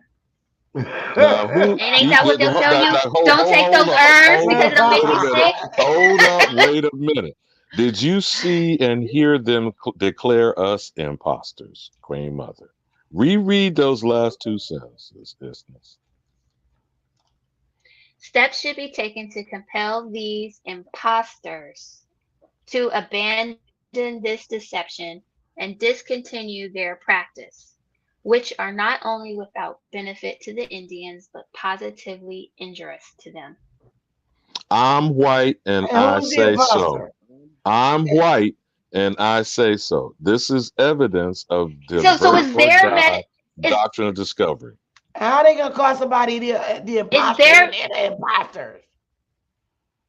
They're the imposter because it's their medicine men. It's their culture. It's their medicine men. And then you saying that their culture is the imposter. I'm like, yo. I'm And it white also and says, I say so. and it also says that he's conjuring, and to me that sounds like wisdom. You know, the older, Yeah. you know, when I was younger, the older old people would tell you this, that, and the But they other call it in school, you know, sorcery. type of thing. They call it sorcery. Yeah. They call it sorcery and evil. Isn't that what was reported, Queen Mother? Yes. Yep. And I'm still trying to. I'm trying, Jabari, but I can't. Are you telling me that this is the behavior that Africans were exercising? Huh? Bruh. Y'all gotta stop. Wait till I pull out the order from the commissioner of Ontario, where he told the head of household that they got to count their children that's on the reservation and the ones that's off. They got to write their names down. I have that. Can I say something about how they punish these people? Okay. So if you go down to fourth, it says the sun dance, the scalp dance, and the war dance, and all the other so-called feasts assimilating thereto shall be considered Indian offenses, and any Indian found guilty of being a participant in any now one or is more this of these offenses. What? now is this they use the Huh? words feast and dances. By the way, Queen Mother, Straight Smoke is asking, can he join in the Oh, chat? yes. Yes, But sweetie. but The link is isness. pinned to the top, Smoke. It's pinned to the top. Now isness. See, we supposed to be slow, ignorant Indians that need to be converted. But in their language and their culture, what is a feast and what is a dance? In supposed Christian culture, isn't that what they call holy days, holidays? What do they call those feasts Right. and dances? So what made them define and describe the You know, activity being done by Indians as feasts and dances? Oh, they said I they mean, couldn't I have two really think like wives. the Sundance, that could have even been like a Sunday type of thing. You know, the mother having the Holy Ghost. The war dance uh could be, like I said, it's like an older version of, like, rap music or something like that. And feast, that's like your fish fry. That's Word. just people And how getting did they catch together. spirit when they beat us into becoming Christians? How did they catch the spirit and the Holy Ghost? Queen Mother, remember what you said about the Baptist version of the Yes. Yes. repeat that for the slow bus mentally challenged. Oh, Yes. Um, oh, Smoke wanted the link. I'll put it in the chat. There it is. Of all the Christian religions, the one religion that stuck with more of our tradition as a people are the Baptist churches. We still exercise the behavior that they try to punish us out of, like the shouting and the running around and the so talking what in would you tongues. call the They didn't sanctified like and that. so what So would you that's call the the same thing. sanctified and the Holy Ghost versions? That's the conjuring that they're talking about. Or the When we, Sundance. right, that's the conjuring that they're talking about. Like, when we shout and they think that they're conjuring up some damn demon to kill them and stuff. They were very scared of Right. what we practice. They were petrified of it. It scared them. It did.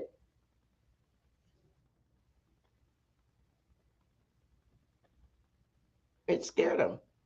What we did. Now, I'm still concerned that these slow-witted, dim-witted, mentally challenged people do not see that these are active measures to do what?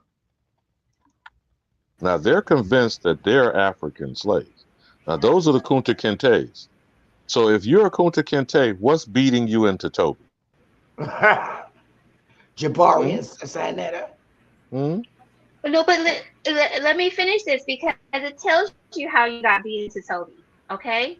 So it says, so these are considered Indian offenses, and any Indian found guilty of being a participant in any one or more of these offenses, quote unquote, shall, for the first offense committed, be punished by withholding from the person or persons so found guilty by the court his or their rations for a period not exceeding 10 days, and if found guilty of any subsequent offense under this rule, shall be punished by withholding his or their rations for a period not less than 15 days, no, nor more than 30 days, or by incarceration in the agency prison for a period not exceeding 30 days. So you can go to jail for doing the Holy Ghost, for catching the Yeah, spirit. we practice.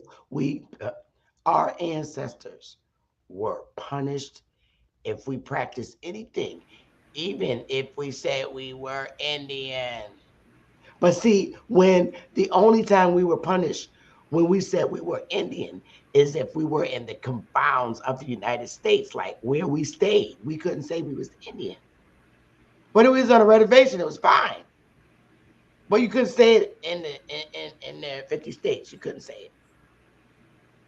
And I swear, y'all, when Martin Luther King, all the way up till then, the 60s, they're still trying to fight for equal rights, even though they live in their homes in the South, right?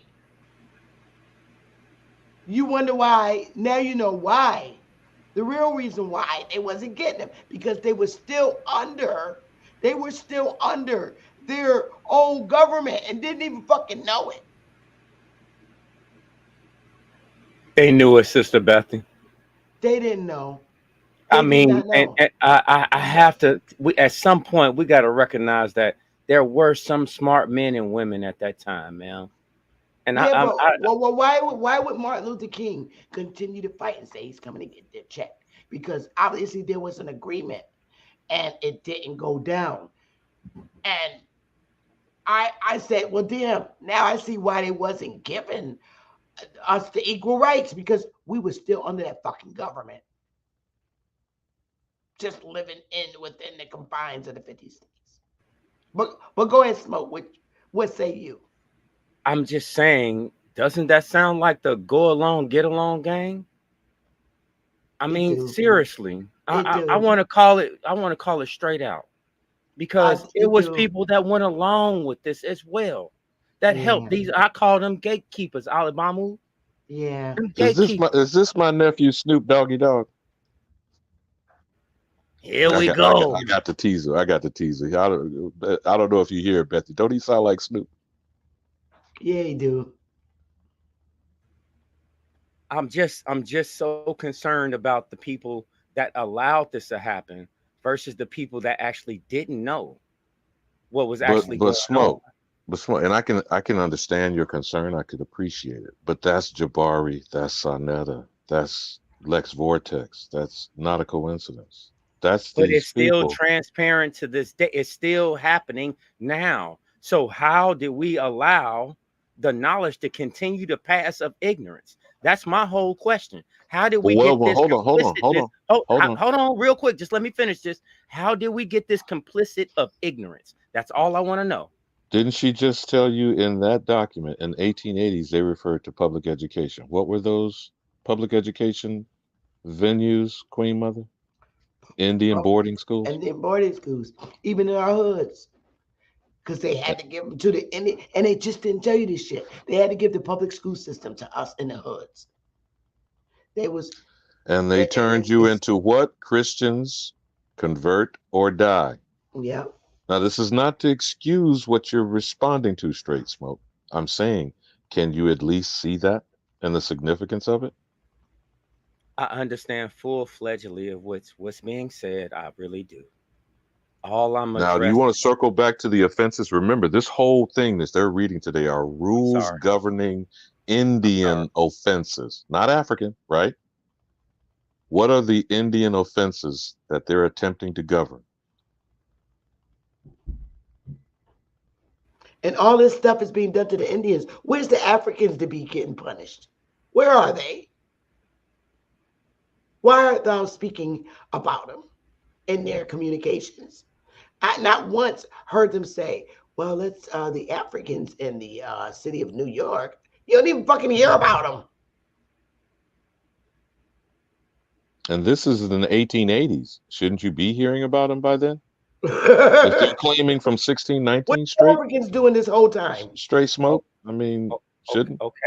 Okay. But I want you to understand at that time, they still didn't have the tools and applications we have to date. That was not accessible to everyone at that time. So we have to look at it from an area and a standpoint of just how we have it greater than what they had. So I can understand how the information was not circulating without the whole, you dig. I get that. But I'm saying in every part and every point of this, we've had strong-minded men and women that stood for family. So I'm trying to figure out where did that ignorance generate itself from to make us to what we see all of our people doing on a daily basis. They don't care. And that's what kills me. They don't care. No. So You we know have to what? If start you talking about real things and solutions like y'all was talking about earlier, Ali Bamu. Well, this segment today, straight smoke. I'm not sure. Maybe I'm misunderstanding what you're saying, but this segment is was a segment to teach our audience what I know based on the government documents that I have on our ancestors that Yes, ma'am. and Yes, ma'am. how our identity was stolen and how it all happened and how you got to understand that the reason why all those marches they were doing because and all the water holes getting thrown on them is because they didn't realize that they were still under Indian control, even though they were not on the reservations, even though we were not on the reservations. Can't you see that they gave us the exact duplicate things that they gave to the Indians on the reservations? We got the exact same thing. Yes, ma'am. They give us it talks TV, about, they give us the sorry. exact same thing. Oh, I'm sorry. Go ahead, baby. You got it.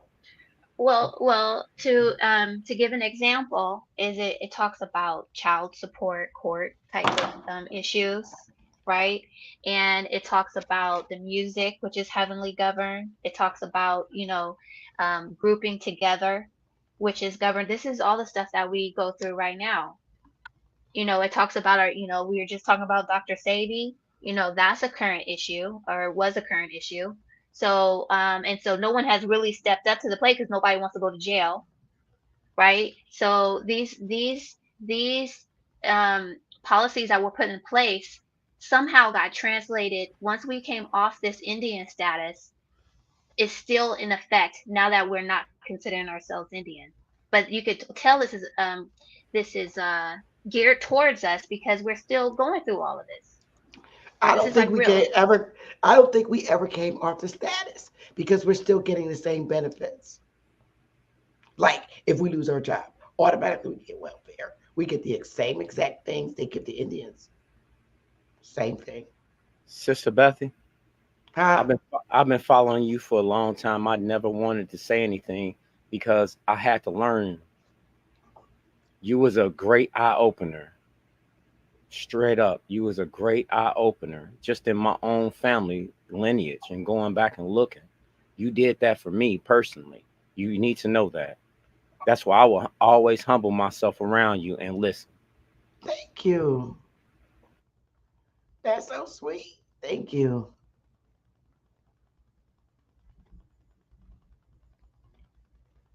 So it's like it's a lot that I can't I can't even lie.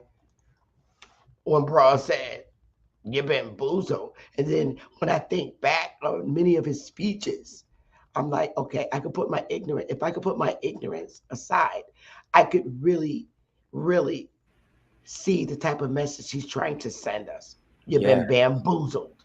Yes. Uh, Yeah. maybe you should take Negro off. Maybe he was trying to say you're fucking Indian, not tag. We don't know. And I think about it. When you put your ignorance aside, you can really try to say, well, and they was always at his neck if he said anything wrong. They was always at his neck. He felt very threatened in that presidency. Sister Bethy, So I at mean, what who was point? he talking about? What was bamboozled? He couldn't have been talking to the white people because they ain't been bamboozled. They're the bamboozlers.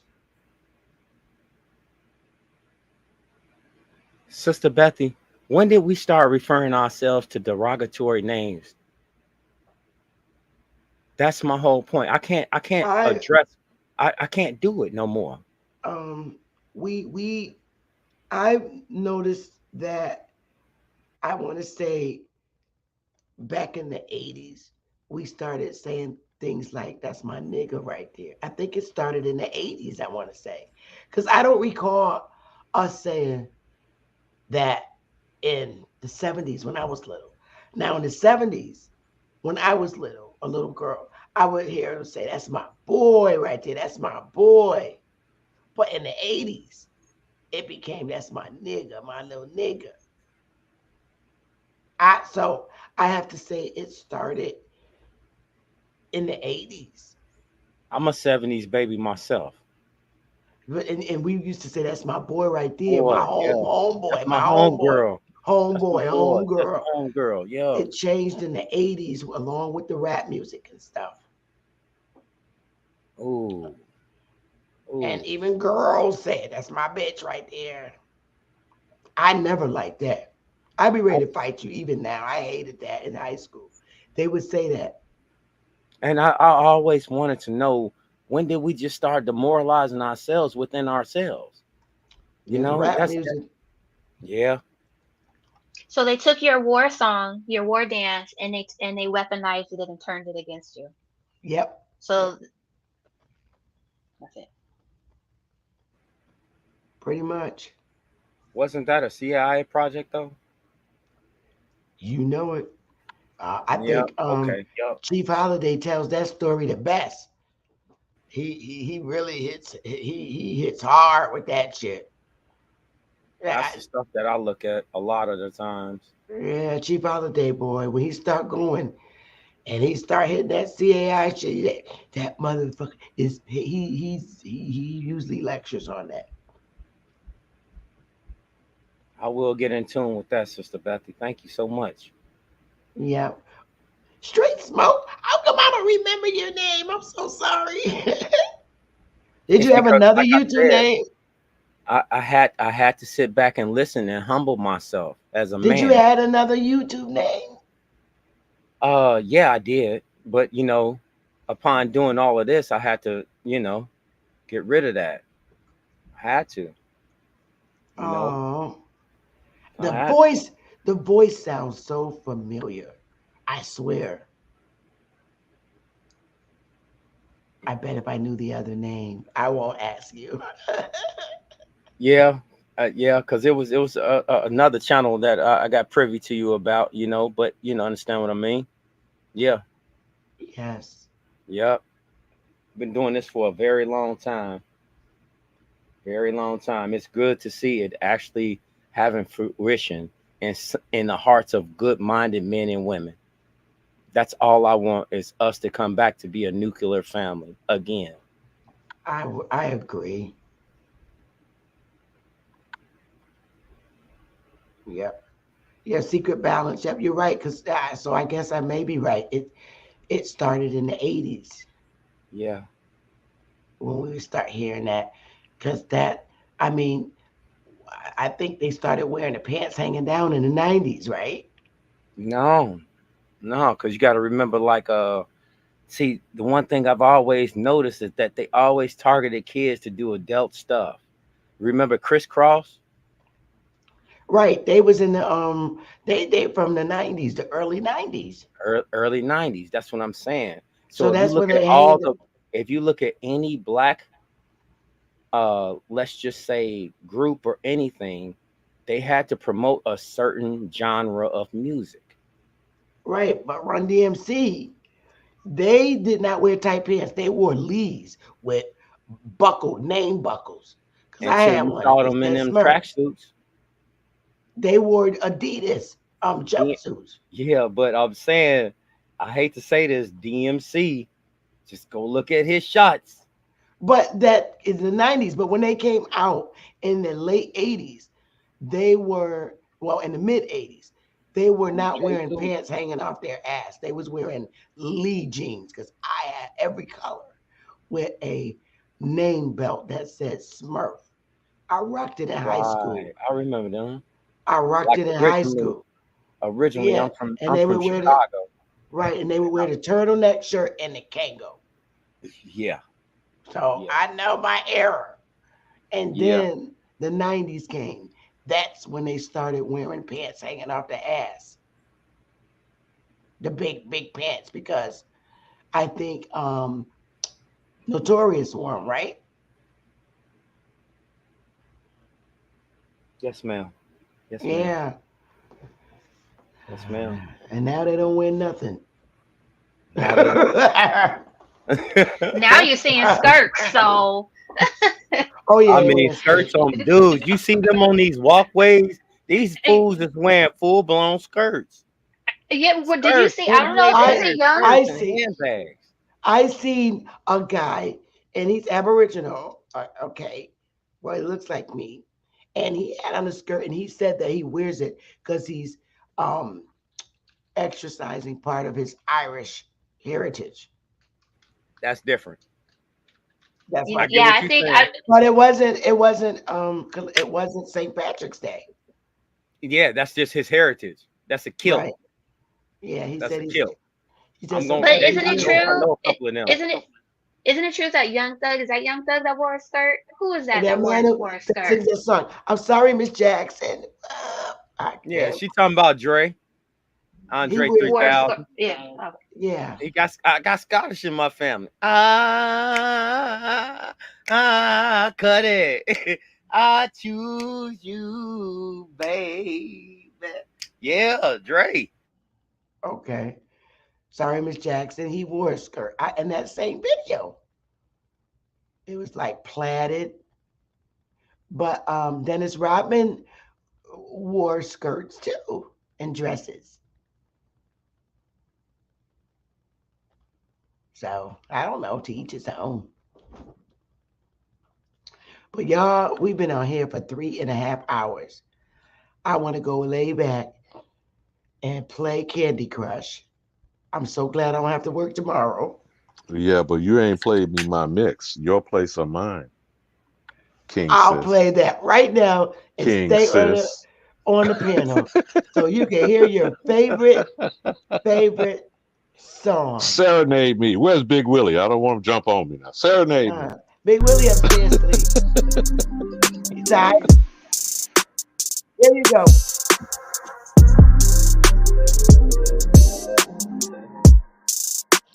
On the time's been moving slowly, so we already in too deep. Can't get no sleep on each other, heavy teasing all day, and when the sun sets, you asking me to come through, kick it with you. Night turn to morning dew, then you feel it freshening, lose control. You don't wanna go slow, for sure. We both already know your place is my place now. My place is your place, let's face it. Baby, you know all the places.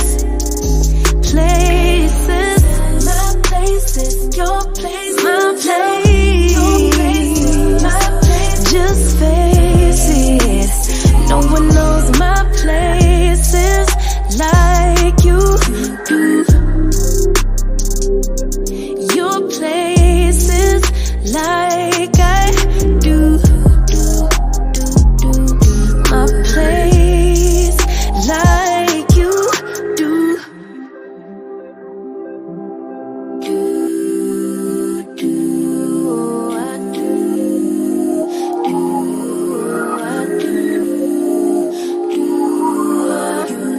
Baby, don't stop.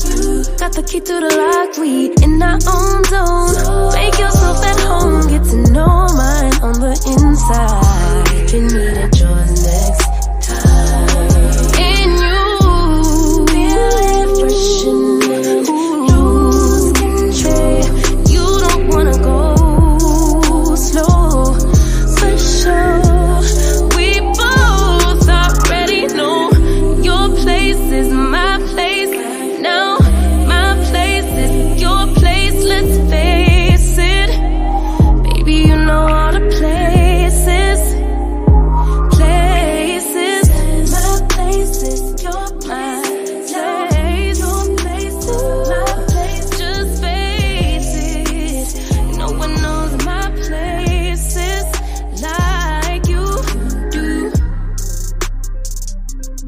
your places.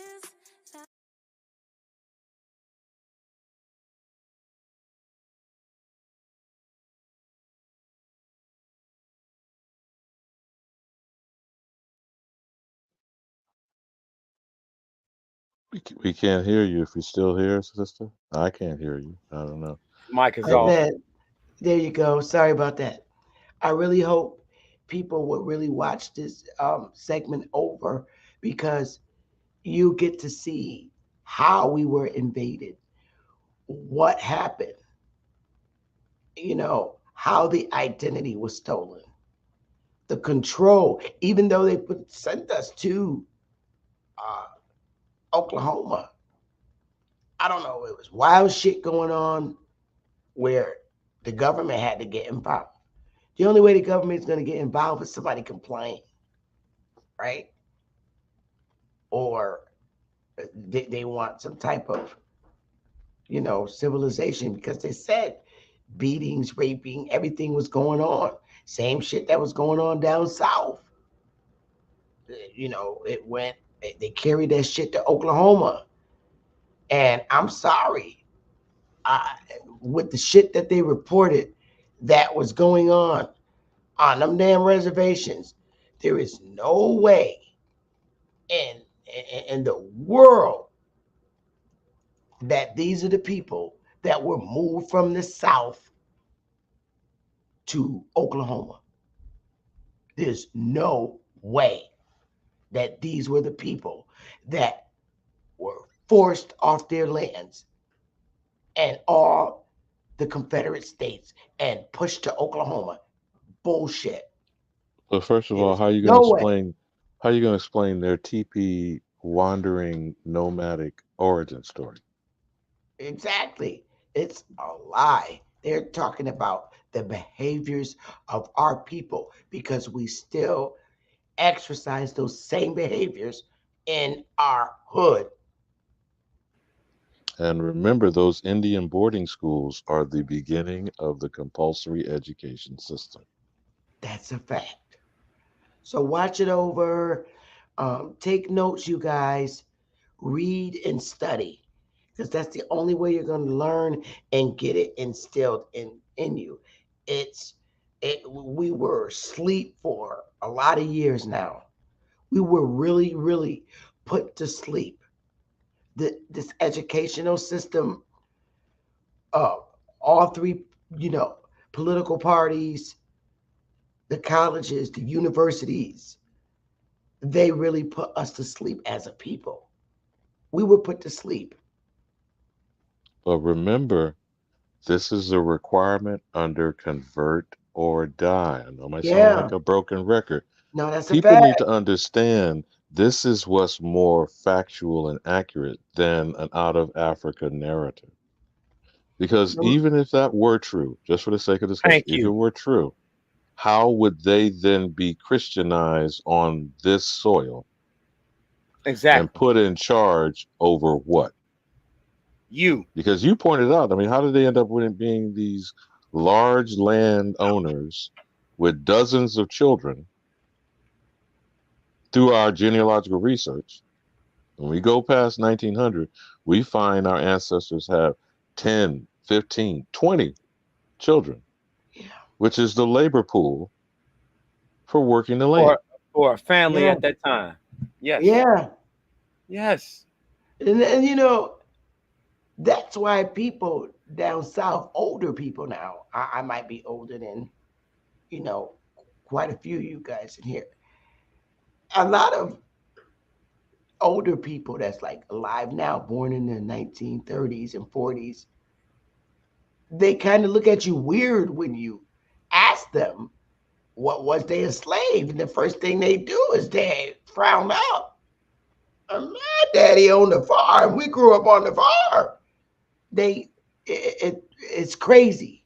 And what disgusts me about Jabari and them is how dare you disrespect our grannies, man. You tell them they're lying. They're fucking serious telling you that they grew up on the farm. They don't know what the hell you're talking about. They really don't. They don't. All they know is farmland and coming to these cities, these here cities. Sister Bethy, just like you said, they knew the land. What they had to do is remove you from the land to where you can do the same thing. Yeah. We have to get back to us, to being with the earth. Everybody was asking for solutions of what we should do and everything like that. It's us getting back to being a family again. That's true. I agree. That's all it is, strong men and women showing other youth how to be and become strong men and women in their time. We have to raise the next generation, not show them the playbook to life. I'm not my kids' friends. I'm my kids' dad. Big damn difference. Yep. I digress. You're right. No, you're on point, brother. But again, if we have these degenerate things called dysfunctional families, and you got people selling you a narrative of post-traumatic slave disorder, of convincing you are Kunta Kinte and then beating you into Toby. That's one movie that has destroyed the minds of an entire people since the bicentennial year, bro. Now, you know what's going to happen today, a week from Freaky Friday the 13th? They finna drop the Native American Roots, Killers of the Flower Moon. Well, they can let it go. They're going to show the supposed massacre of the Osage Nation and how these mongoloid hybrid women were taken advantage of by their white absquatulating zaddies that married them and took over the oil. And you got Robert De Niro, Leonardo DiCaprio, and Martin Scorsese, 3 Italian stallions, coming over here telling us what from Hollywood straight. Right. Well, I'm going to get out of here because now it's almost 4 hours and I'm really tired. I've been at work and then I jumped over here and I'm tired. I've been up. Lemon, honey, and tea. Go rest that voice. Yeah, I'm going to get some right now. All right. Okay, love you guys. Have a great day. Thank you. Rest yourself. As always. Thank you. Y'all have a wonderful, wonderful, wonderful evening. Your place or my place? I play that. It's about it's self-love now. Self-love is my favorite one. Yeah, really. Crank it up. Peace and love, Sister Bethy. Yeah. Yeah. Conscious. Matic. Alright, so far away I come from. I sit and wonder about the times that it made sense, but nowadays I don't worry about what's past tense. My younger days I used to hang around with mad friends. If we just fell out, I don't really know what happened. A lot of people come around and keep you stagnant, distraction. So you don't show them no compassion. We was really out here grinding, really rapping, stacking them Franklins, them Grants, and them Jacksons. Imagine if we would've never chased our passion. We probably would've never knew what happened. They was all just talk, we showed action. Once they leave, don't you let them back in. Just pack up all their stuff and send them packing. I'm blacking on anybody thinking they could act up with me. This vibe ain't for free, cause where I'm at in life, I'm only focused on me. Note the self, know yourself, focus on your health. They don't wanna help, then fuck it, do it by yourself. Don't give them no excuse to put you on the shelf. If it's me, myself, and I, then it's no one else. Yeah. Self-love is the best love. It's the people who always give that never get love. They ain't real enough to probably say they messed up. Just let it go and make the best of it. Yeah, self-love is the best love. It's the people who always give that never get love. They ain't real enough to probably say they messed up. Just let it go and make the best of it. Love yourself. Yeah, practice what you preaching, but clearly they not practicing entitlement and pride. Yeah, those two things they factor in. Spiral out of control just from all the bantering. When they accustomed to talking behind your back with all that chattering, I remove myself before I abuse myself. Talk about self-love, but you gotta do it yourself. Yeah, I won't act too good for no help. We all healing now. Said some things about me that ain't true. How you feeling now? Even at my lowest, they tried to find a way to bring me down. Big y'all up for years, ain't talking just the brand or the sound. I don't throw things around, I do it from the heart proud. Mama just wanna see her sunshine, removing them dark clouds. Yeah, self-love is the best love. It's the people who always give that never get love. They ain't real enough to probably say they messed up.